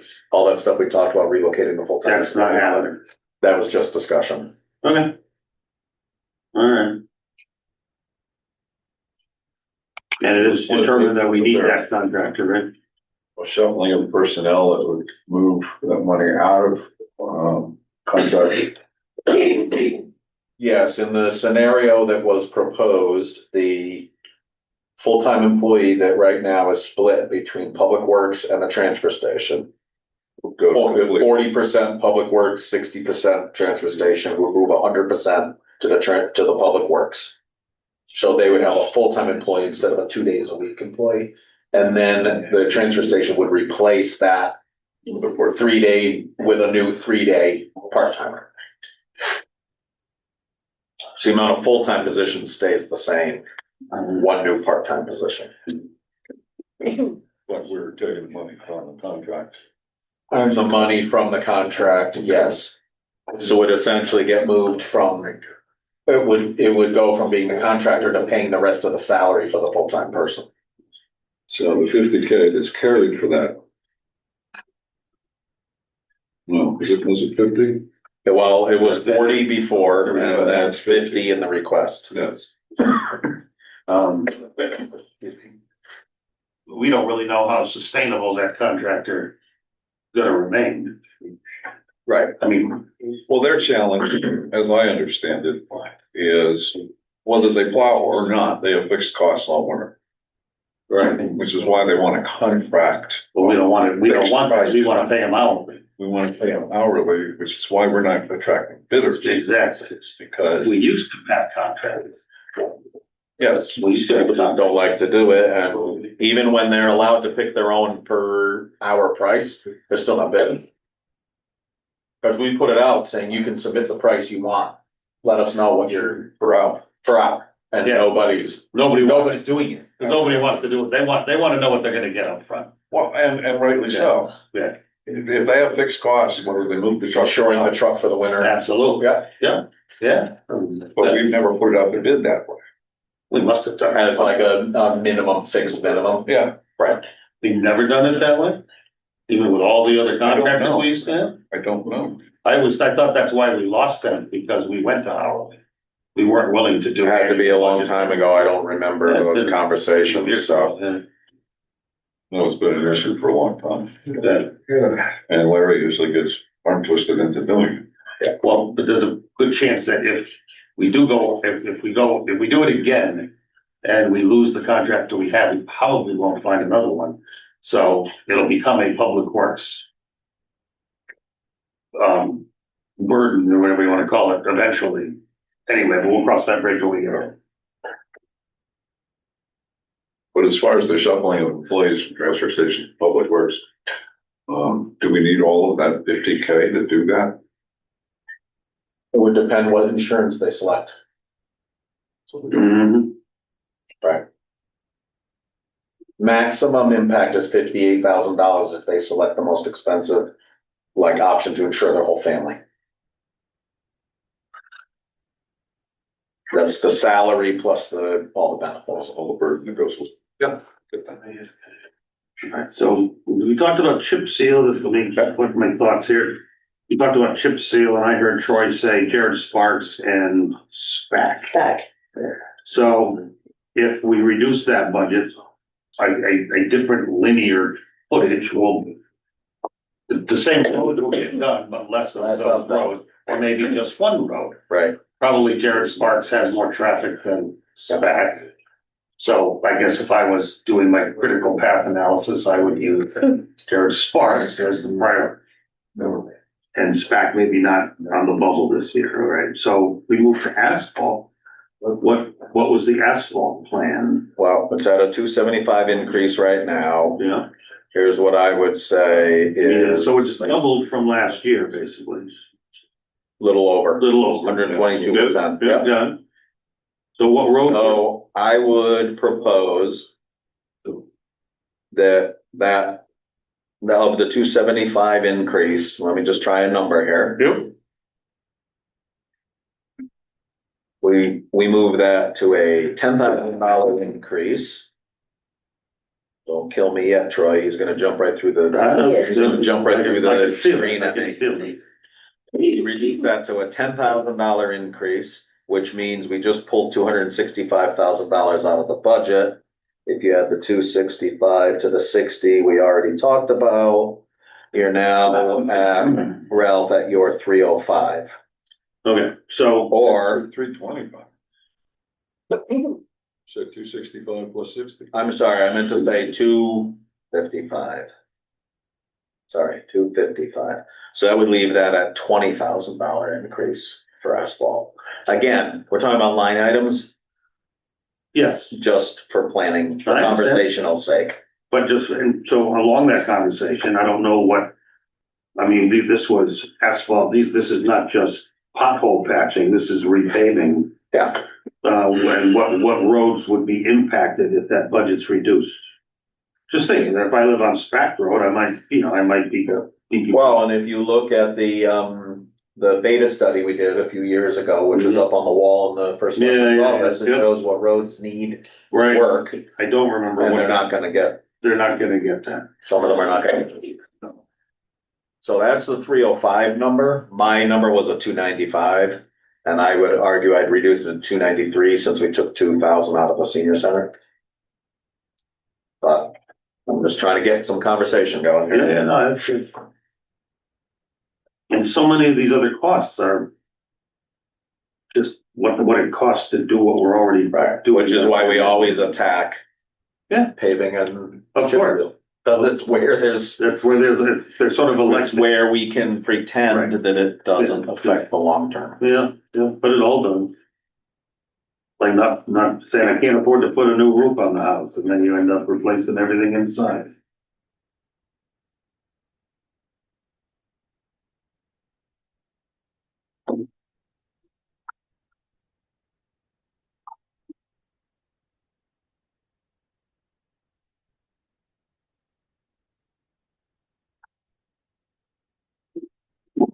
That's what's in our purview. To change.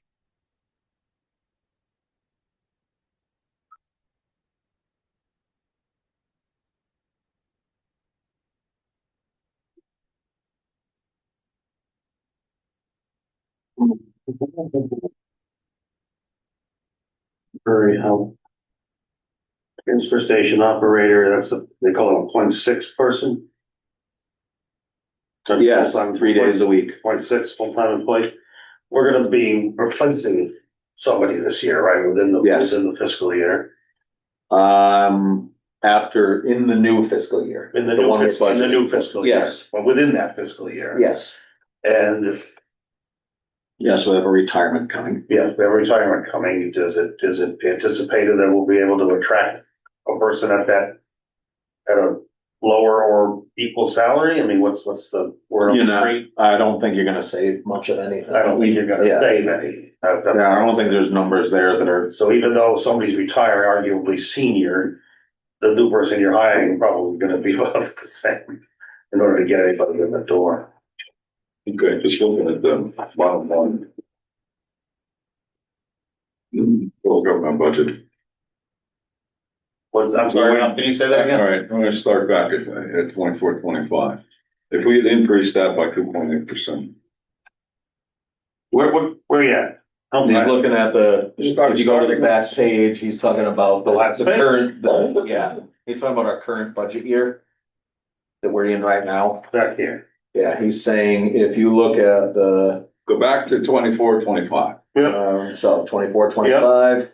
Okay, we take our 7,074,000, 75,000, whatever. Bump that by 2.8%, which would have gone into 25, 26, and then hit it again with 2.8%. Okay, that's consistent annual inflation, 2.8% for those 2 years. Okay, what do we get? I don't remember my calculator. That gets us about 365K less in the 25 or the 26, 27 ask. That, I think, is pretty reasonable. Now we're recouping what we lost in the last budget season. But we're not growing it by a tremendous amount with respect to inflation. Does that make sense? Yes, that makes sense. So I didn't carry all the digits because I was just working on the code. The rate of inflation, though, does it really apply to municipalities? I mean, when you think of all of I know singing this song for a couple of years now, all the unfunded mandates, and those aren't,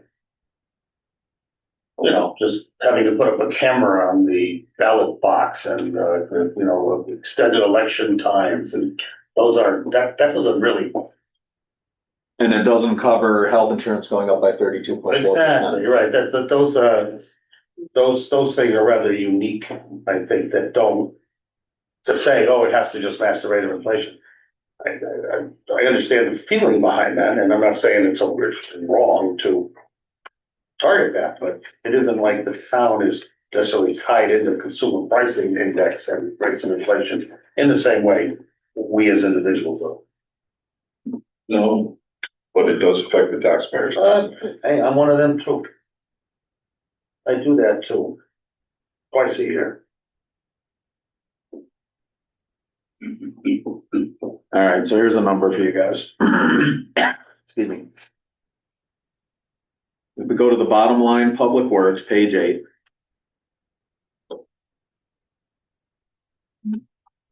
Right now, we're at an increase of $518,582, which is 32.4%.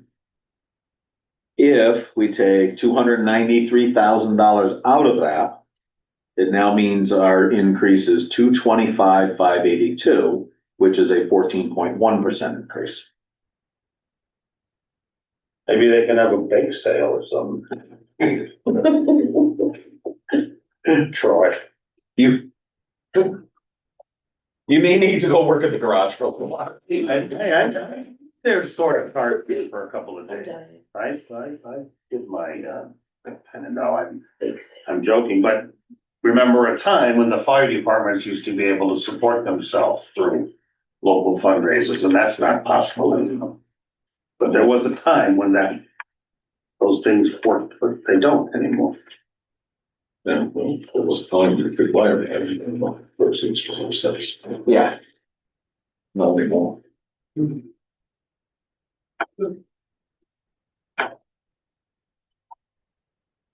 Well, I respect everything that they do at Public Works a lot. And I don't like having to cut their budget. I do not either. Unfortunately, being the second largest budget in town, It's a target, unfortunately. And like you said, everything else is not really within our realm, even though it's part of it. We don't act on it.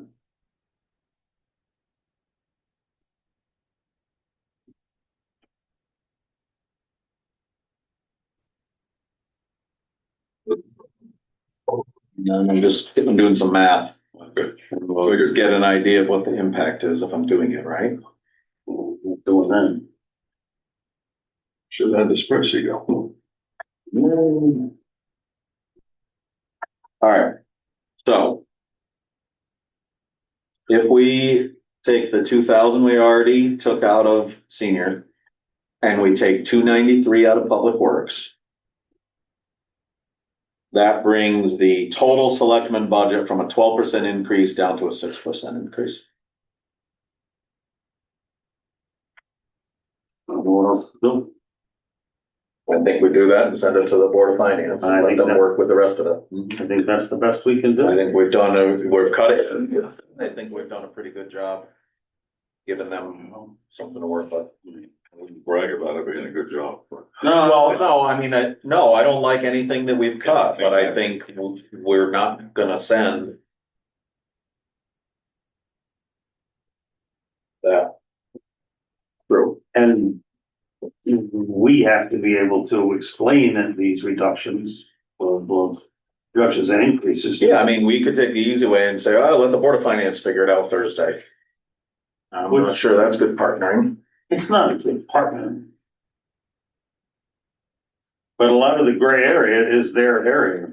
I like saying that it's a gray area because it's grayed out on my spreadsheet. Mm-hmm. Clever. And that's, All right, I move that we take $293,000 out of the increase for Public Works.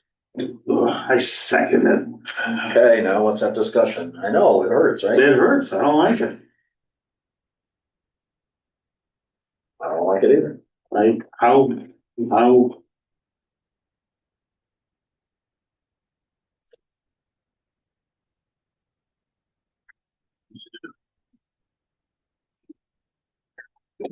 Be nice to have an interactive. spreadsheet. Well, I mean, yeah, it wouldn't hurt. But I mean, that's normally the kind of the Board of Finance process. You know, And, well, to be honest, well, I did the math anyway. alright. Alright. If you don't like it, we vote it down. Any more discussion? not for me. All those in favor of the motion, please say aye. Reluctantly, aye. Aye. Okay, Good. I think that does it for operating budget. That was painful enough. There was. CIP. I don't feel a lot of sense of alarm about CIP. They cut it way back. It was at. It was like 2.8 at one point, 2.8 million local spending, and they cut it back to 1.587669, which is exactly 0% increase over the current fiscal year. We've already lost public works equipment getting pushed out. We've lost, a bunch of first year projects that got moved out. I'd be afraid to cut any more. And I really don't think we should be going backwards in capital, just like we shouldn't have gone backwards in, selectmen necessarily last Right. year. Right. I don't think we should go backwards in capital spending.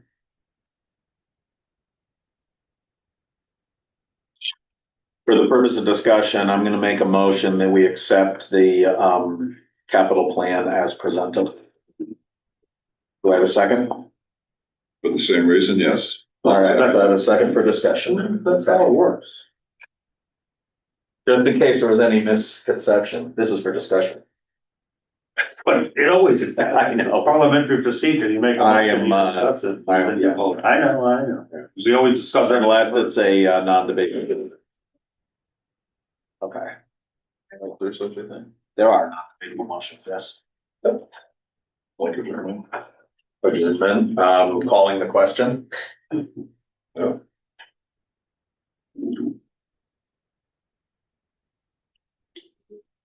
All right, more I got discussion. nothing on this. You got nothing on the CIP? Yeah, I mean, I think it's 0% is a nice thing to be working with. They've done good work. Now, where does that actually show up here? If you look at, so this is the current Yep. It's current right here. Yeah. If you come down here, hang on, right here in the blue, Yeah. local spending total. Yeah. 158,769. then- You move over to the new year, 158,769. From right here Yeah. to right here. This is the Oh, new okay, year. gotcha. That's year 158,769. Of my request. Gotcha. Yep. Okay, and where does that carry over up to though? It goes in a couple different places in here, like there's some lease payments, those are plugged into the, individual departments. Mhm. And then there's transfers, in the transfer thing near the end, on the last page, some of it is in here. And, so I'm trying to remember which, right, so capital outlays in the selectmen's budget, then there's bond and lease payments, so like, for example, library. Year one is the last year of the library bond. Right, that's right. So part of that 1.587669 is the last payment on the library. Well, isn't that nice? Yeah. Was it 15-year note? Is that right? 20. What, 20-year note? Wow, the building's 20 years old already. Hard to believe, right? It is hard to believe. That's why we're talking about Now the roof problems. Now the Now maintenance the expenses come. One of our newest public buildings is already 20 years. By the way, I promise not all these meetings in this board. I've already made it. He's laughing. You've already, I've already had the discussion. are you telling her they're all this boring? No, I think they're all this exciting. Oh. They're all this riveting. Absolutely. But this is the important stuff. We're making the sausage right now. Yeah. Yeah. All right, any more discussion on CIP? No, kudos to the CIP committee For coming in at 0, I agree. All lot of those work. in favor of the motion to accept the CIP plan, say aye. Aye. Okay. Look at that. That's some good work. All right, school building committee vacancy. Liliana, Borelli resigned. She sent a very nice resignation letter. I included that in the communication to you guys. Oh, I didn't. And, I appreciated her comments on that. All right. Wasn't under duress or anything? No, I mean, her words were very nice about it. Now you gotta ask me, who was our runner-up? We had other candidates. So, Mr. Tehan is in the building. He Yes, expressed I think. interest. He was in the original, interview He pool. was, And, talked about it like, so, Linda Minor was in that. Linda Minor was the other person in that pool. Yeah. So, I think, John has construction experience, particularly in energy systems, solar and all that kind of stuff. And business and money experience, which are both things we were looking for in SBC members. He was just outside the cut for the large group. he was. So for purpose of discussion, I move to nominate John Tehan to fill the vacancy on the school building committee. I second. Would you like, John, you have anything you want to share or? Sure. Thank you for considering me. As Mike alluded to, I have over a decade of experience with construction techniques, construction management.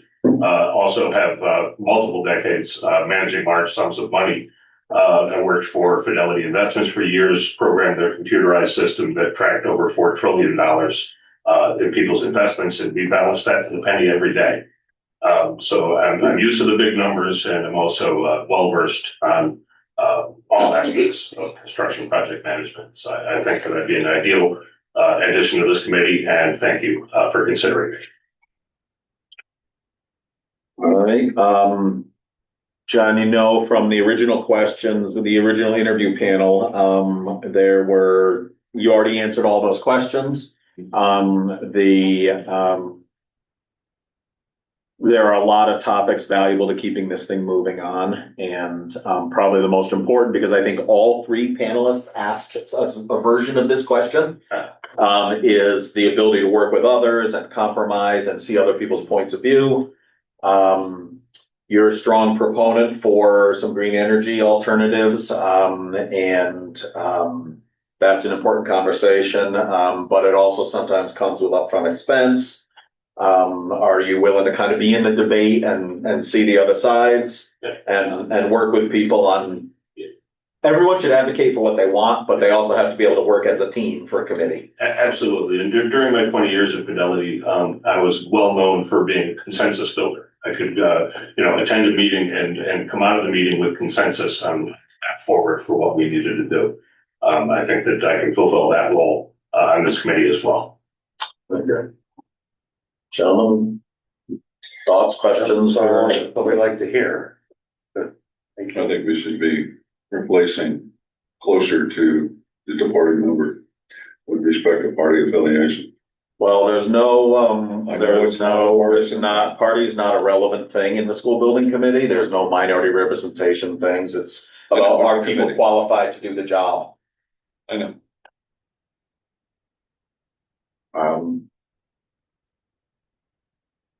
Any more discussion? For me. All those in favor of nominating John Tehan to fill the vacancy, say aye. Aye. Any opposed? Yes, nay. All right, 2 ayes, 1 nay, motion passes. John, welcome. Okay, thank you. You'll get a letter in a couple of days for appointment, I'll be sworn in, et cetera. and you will have to do a swearing for that. Yep. So, I'm just gonna email you a letter. I'm sorry. I'll email you the letter. Sure. You have my Wellington CT. Right. Okay. Terrific. Yep. Okay. thank you for being willing to serve. I know you were previously also. Thank you for still being willing to serve. Yep. Okay. If you're all set with me, I'm going to take off. Indeed. Thank you. Thank you. Welcome aboard. Thank you. Okay, so, town treasurer vacancy, Doug Roberts reached out to me the other day. This all kind of happened, at the end of the week through the weekend. He reached out to me and indicated the plan that he and his wife had to retire to Delaware has been accelerated, unexpectedly. And, Since they got an offer on themselves. it was, car got wrecked, cheaper to buy a new car there, no sales tax, but you have to be a resident, so all that stuff is happening. Which means he essentially becomes ineligible to be our treasurer. That would tilt the scale too. Yes. Yeah, I mean, it's sales tax, right? Yes. That's because a new car costs a lot. Right, so, he came in today, at the end of the day, and we're just gonna see if I have his. So he has submitted his letter of resignation to the town clerk this afternoon, properly with a wet signature, effective date April 2nd. He wanted time for the, transition. To be able to, meet with whoever we appoint next to fill the spot, to help with transitioning signature cards on bank accounts and all that critical stuff you have to do. So he offered an effective date of April 2nd. His recommendation to me was for ease of transition and for people who know and are already trusted in the system, that we consider, asking Lori Semperbond if she would take it temporarily. Checked with the Secretary of State, because it's an elected position, it's our job to appoint a temporary. We do not have to have a special election. We just appoint someone until the term expires. Who else? Did she run for that position? She was the treasurer before Doug. She was already the treasurer, and then Doug beat her in the election. But then this year it wasn't up for election. Correct. Gotcha. Yeah. I reached out to Lori, agreeing that having someone we already trust, especially with the amount of shifting we have going on in the finance department right now, having someone that we can put into the job right away. Yep. We don't have to train, and already has a trusted person in the system. Exactly. I think is a benefit. It took me the weekend to convince Lori to say yes. She's online. She's here. Good. She can tell you that it took the weekend to convince her. And she's not sure she can do the whole term, but she is willing to jump in now and help us deal with this impending situation, carry us through, especially getting through what happens with the finance office this year. Yes. And all that. So I think we're very lucky that she's willing to step up. And when is that term up for election? So I believe it's let me see. 4 year or I believe it's a 4-year term that would end in 2028. So okay. So it's already, so it's January 3rd, 2028, apparently. I don't know why it's in January, Isn't but, that, so it's just under 2 years away. And she said she wasn't sure she could finish the term, but she would I definitely, understand. Well, she would that's get in there at this point and help us with the transition. extremely gracious of her to offer that for time. And then, Anyone else in town who has served in that role?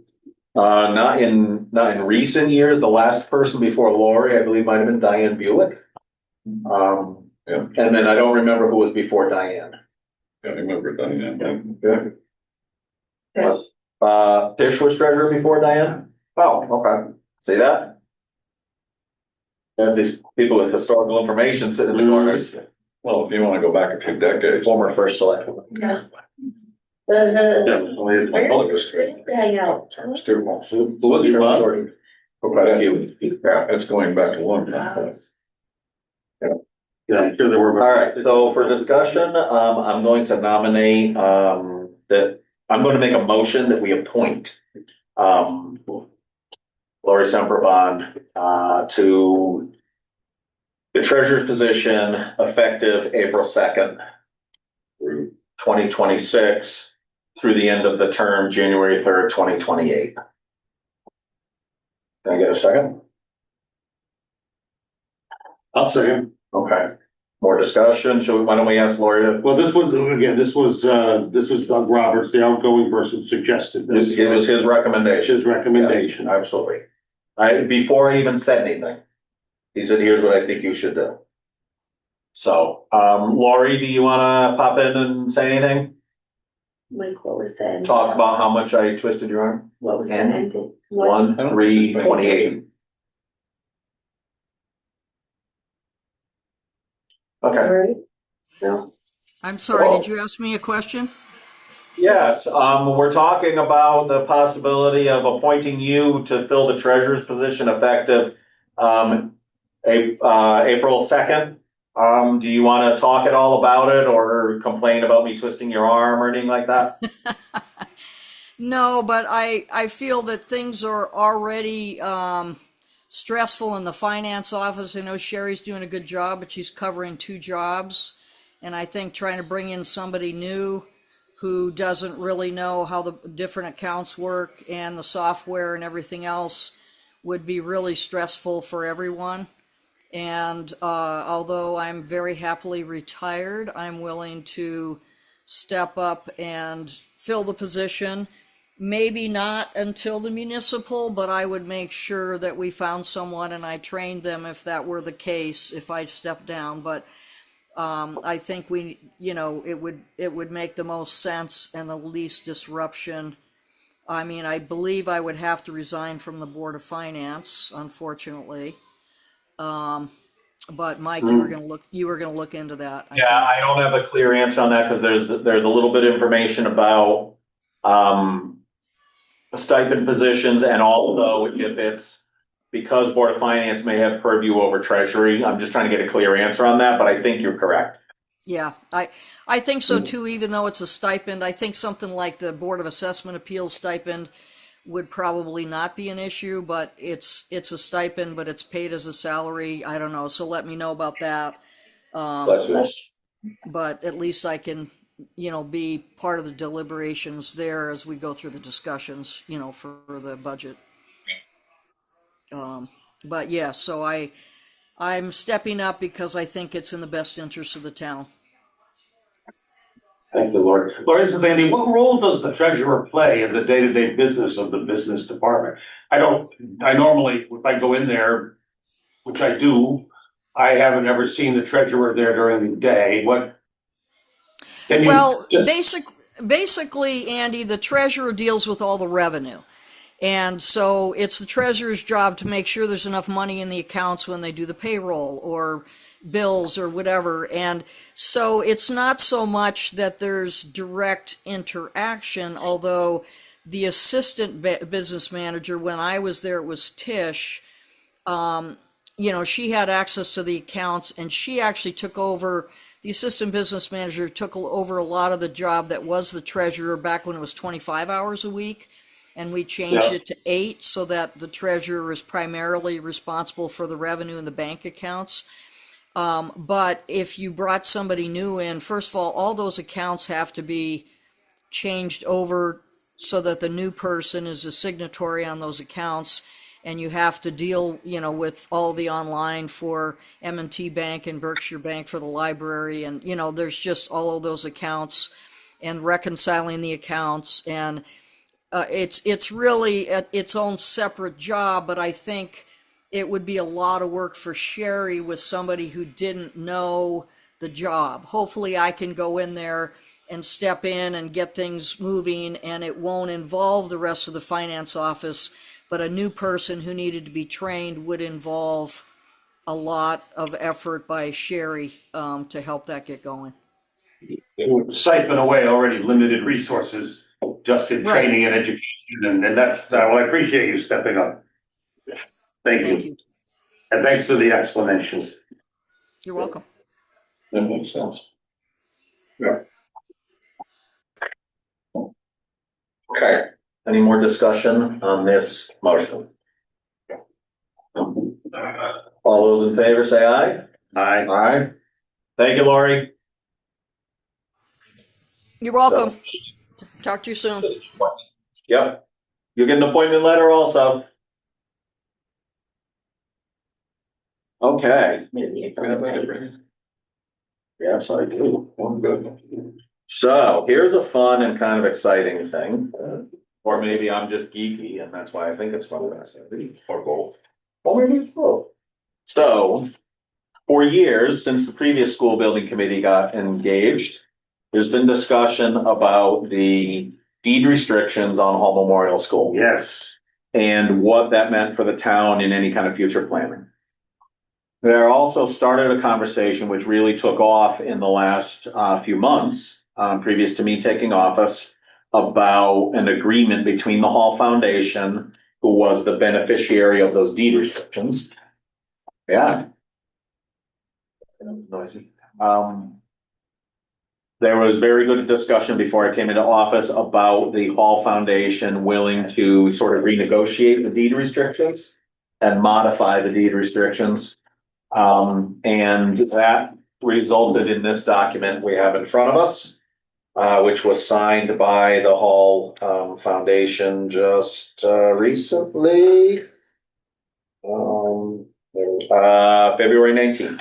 Well, And it has a whole bunch of legalese. I will certainly let you guys read it, but basically they are removing the previous restriction, releasing it, which said if we ceased using it as a school, we returned the land, the building, and whatever we attached to it back to the Hall Foundation. Now that will be gone, and now we will be, as long as we own the property, whatever we use it for, it should have the Hall name on it still. It's required by this agreement that it'll still have the Hall name on it. So it becomes athletic fields, it's the Hall athletic Hall fields or family, whatever, Hall Hall family, Hall Foundation. is there or any whatever. stipulation about how it needs to be recognized? No, Okay. it just has to have the Hall name continued associated with it. If we were to sell the property, we would be required to give the Hall Foundation 10% of the proceeds of that sale, which they would put back into the foundation for their local charitable, to help support their charitable efforts in the community. Fantastic. And essentially, those are the two rules. Now, it takes Sounds quite generous. 4 pages of legalese to do that. I know you wanted to read it, so, whoops, sorry. I didn't mean to fly at you. So basically, what I need is authorization from this board because it is changing a property deed. I need authorization to sign it. We can certainly take a couple minutes and read through it. They have, by the way, it has been approved by both the town attorney and the Hall attorney mutually. Good. So it's not a one-sided situation. Good. I don't know much about the Hall Foundation, but I know that they have supported the town for a long time. They support people in the town on a regular basis on a very quiet, they don't want fanfare over it. They want to protect the privacy of the people they help. And They just want to continue those They, philanthropic efforts. No, it's while he's reading that, I'll just share a little anecdote. My dad, of course, was born in Wellington, went to law school. And they said, when you graduate from high school, you get $100. Now, he didn't graduate from high school until he was 28 years old when he got back from World War II, went to Wyndham Tech, graduated. So in like 1952, he graduated. He didn't say anything. One day, he got $100 check. Wow. Which was a lot of money in 1952. Yeah. That's pretty cool. That is pretty cool. Yeah. I mean, they were making like $90 a month, so $100 made a significant difference in a family. Yeah, especially for a military doctor who Yeah. probably was living on pennies a day. Pennies a day, yeah. Yeah. Working nights at Pratt Whitney. And living in Wellington on Baxter Road. Maybe not. Yeah, Baxter Road back then. Anyway, good story. Good thing about the Hall Foundation. No, they've been, whenever I talked to them, the last time was about the trees at Hall School. Mm.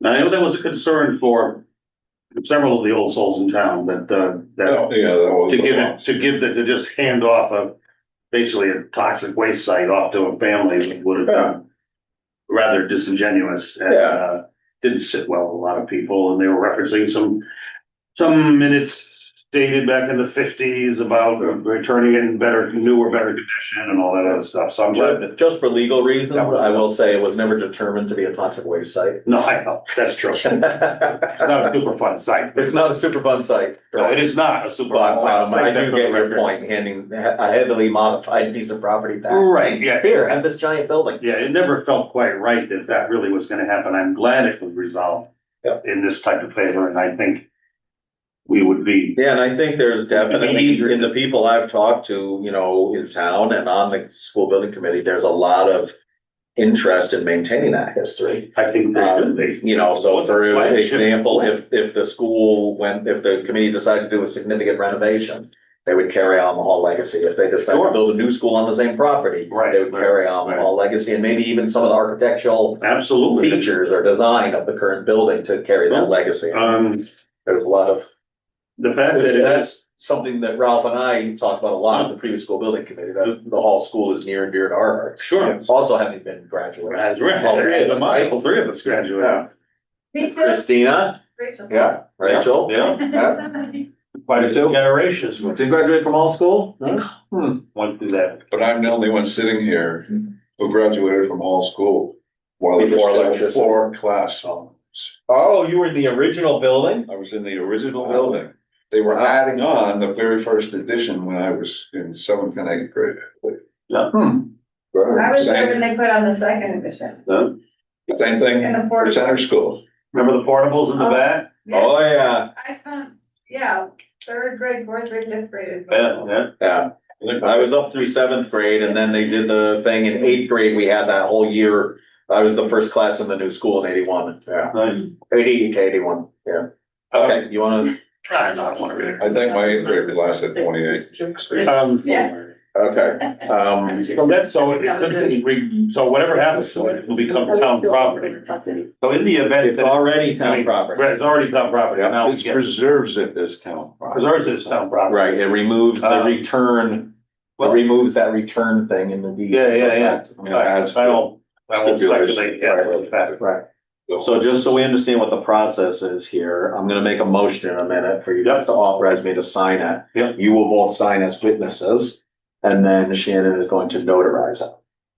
Alright? So it's gonna involve a bunch of us here. Well, I make a motion. You still have your sample. I make a motion It's in your car. that we authorize the first selectman to sign the Hall Memorial School deed amendment. I'll second. Any more discussion? All those No. in favor, say aye. Aye. Aye. Okay, here I am, so setting my signature to this document.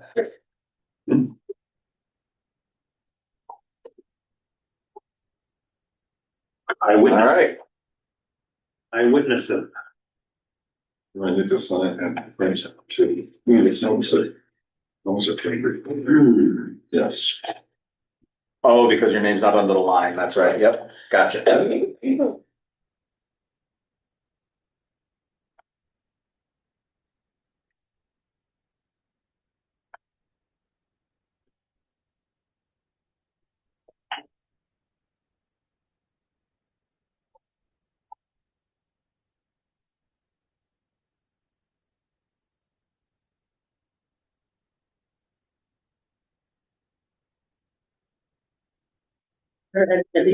Oh, good. Oh, I'm a lefty. That's.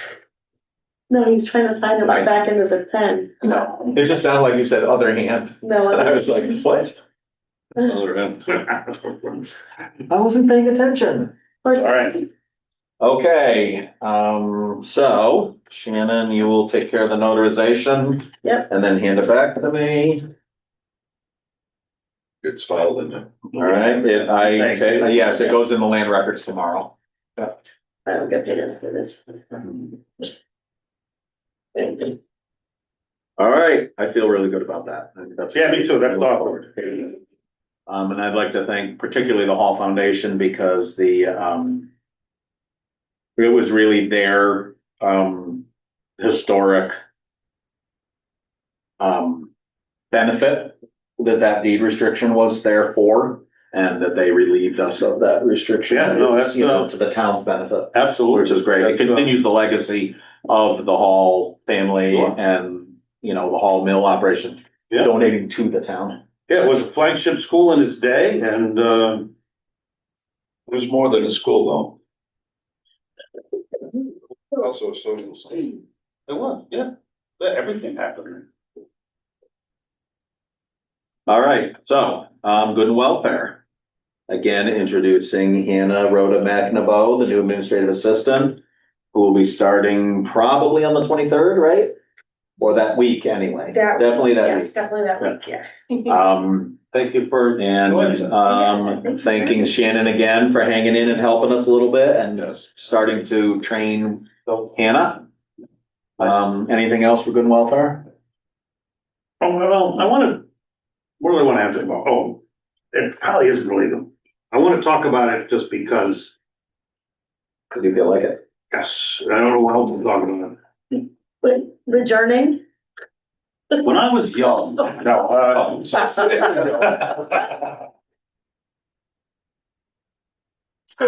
years ago.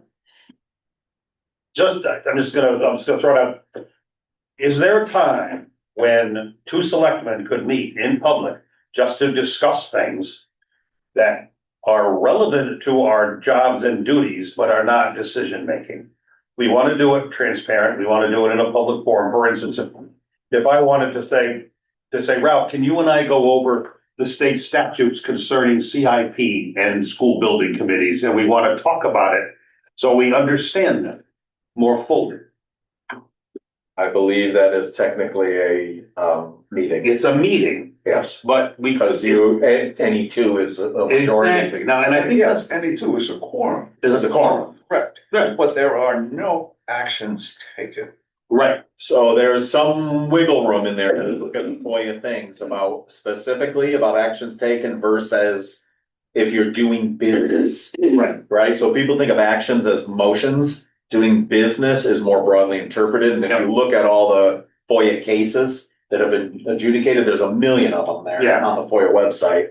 You will find times where they say, yeah, they were kind of doing business. Well, and that's fine. I don't want to do that. And I also don't want to I have no interest in betraying the public trust.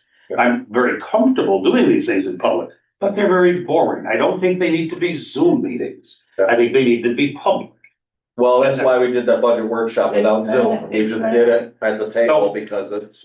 Would you as a first, and again, I don't want to take up too much more time than I already have, but would you as selectman be supportive of that with some sort of a better plan to come in? I mean, Ralph and I are fortunate, we're both retired, and it doesn't have to, I mean, if you could be there, but really sometimes it's just literally, the other day, I'm trying to go through the statute for the school building committee, and it's like, gosh, some of these parts I don't really get. I'd love to be able to talk about it, but I can't just talk about it with somebody other than somebody in the family. And then other than the two of us. Yeah, right, and all, I mean, and I think about all of the other boards and commissions, two people never make a quorum. So you have that ability to talk about. That's why some towns have 5 on the board of selectmen. Exactly. So that two can talk. It clearly, like even tonight, when they say, oh, this budget is too high, you guys are crazy, all you do is you're throwing it down our throats, and we haven't discussed it. This is the first time we're discussing it in the public forum. So we don't have that ability to chat about things offline, and nor do we want to. I don't want to. Right, and the limited ability we have, as we've talked about before, is we can ask questions of each other like for clarifications. Right. And we can Right. talk about scheduling meetings, Yeah, things like that. exactly. I can But say, once hey, we start debating any of the Anything. particular business we do, and it's we're creating a meeting. And it's impossible to not do that. I mean, I can say, hey, did that truck get fixed? You can say, yes, that's great. But if we start talking about, hey, that was too expensive, maybe we should have found another vendor. Now we're discussing business. So anyway, Christina, would you agree with that interpretation? all right. So would you be supportive of, just a concept that if two selectmen wanted to meet and put a posting on the website, or however else it has to be posted, right? Here's an agenda and say discussion of state statutes. It's gonna happen on Tuesday at 9:30 in the morning when there's nobody else around, Yeah, if you guys have an idea that you wanna do something, just get in touch with me, because the chair of the board is supposed to be responsible for the agenda. Gotcha. And, right.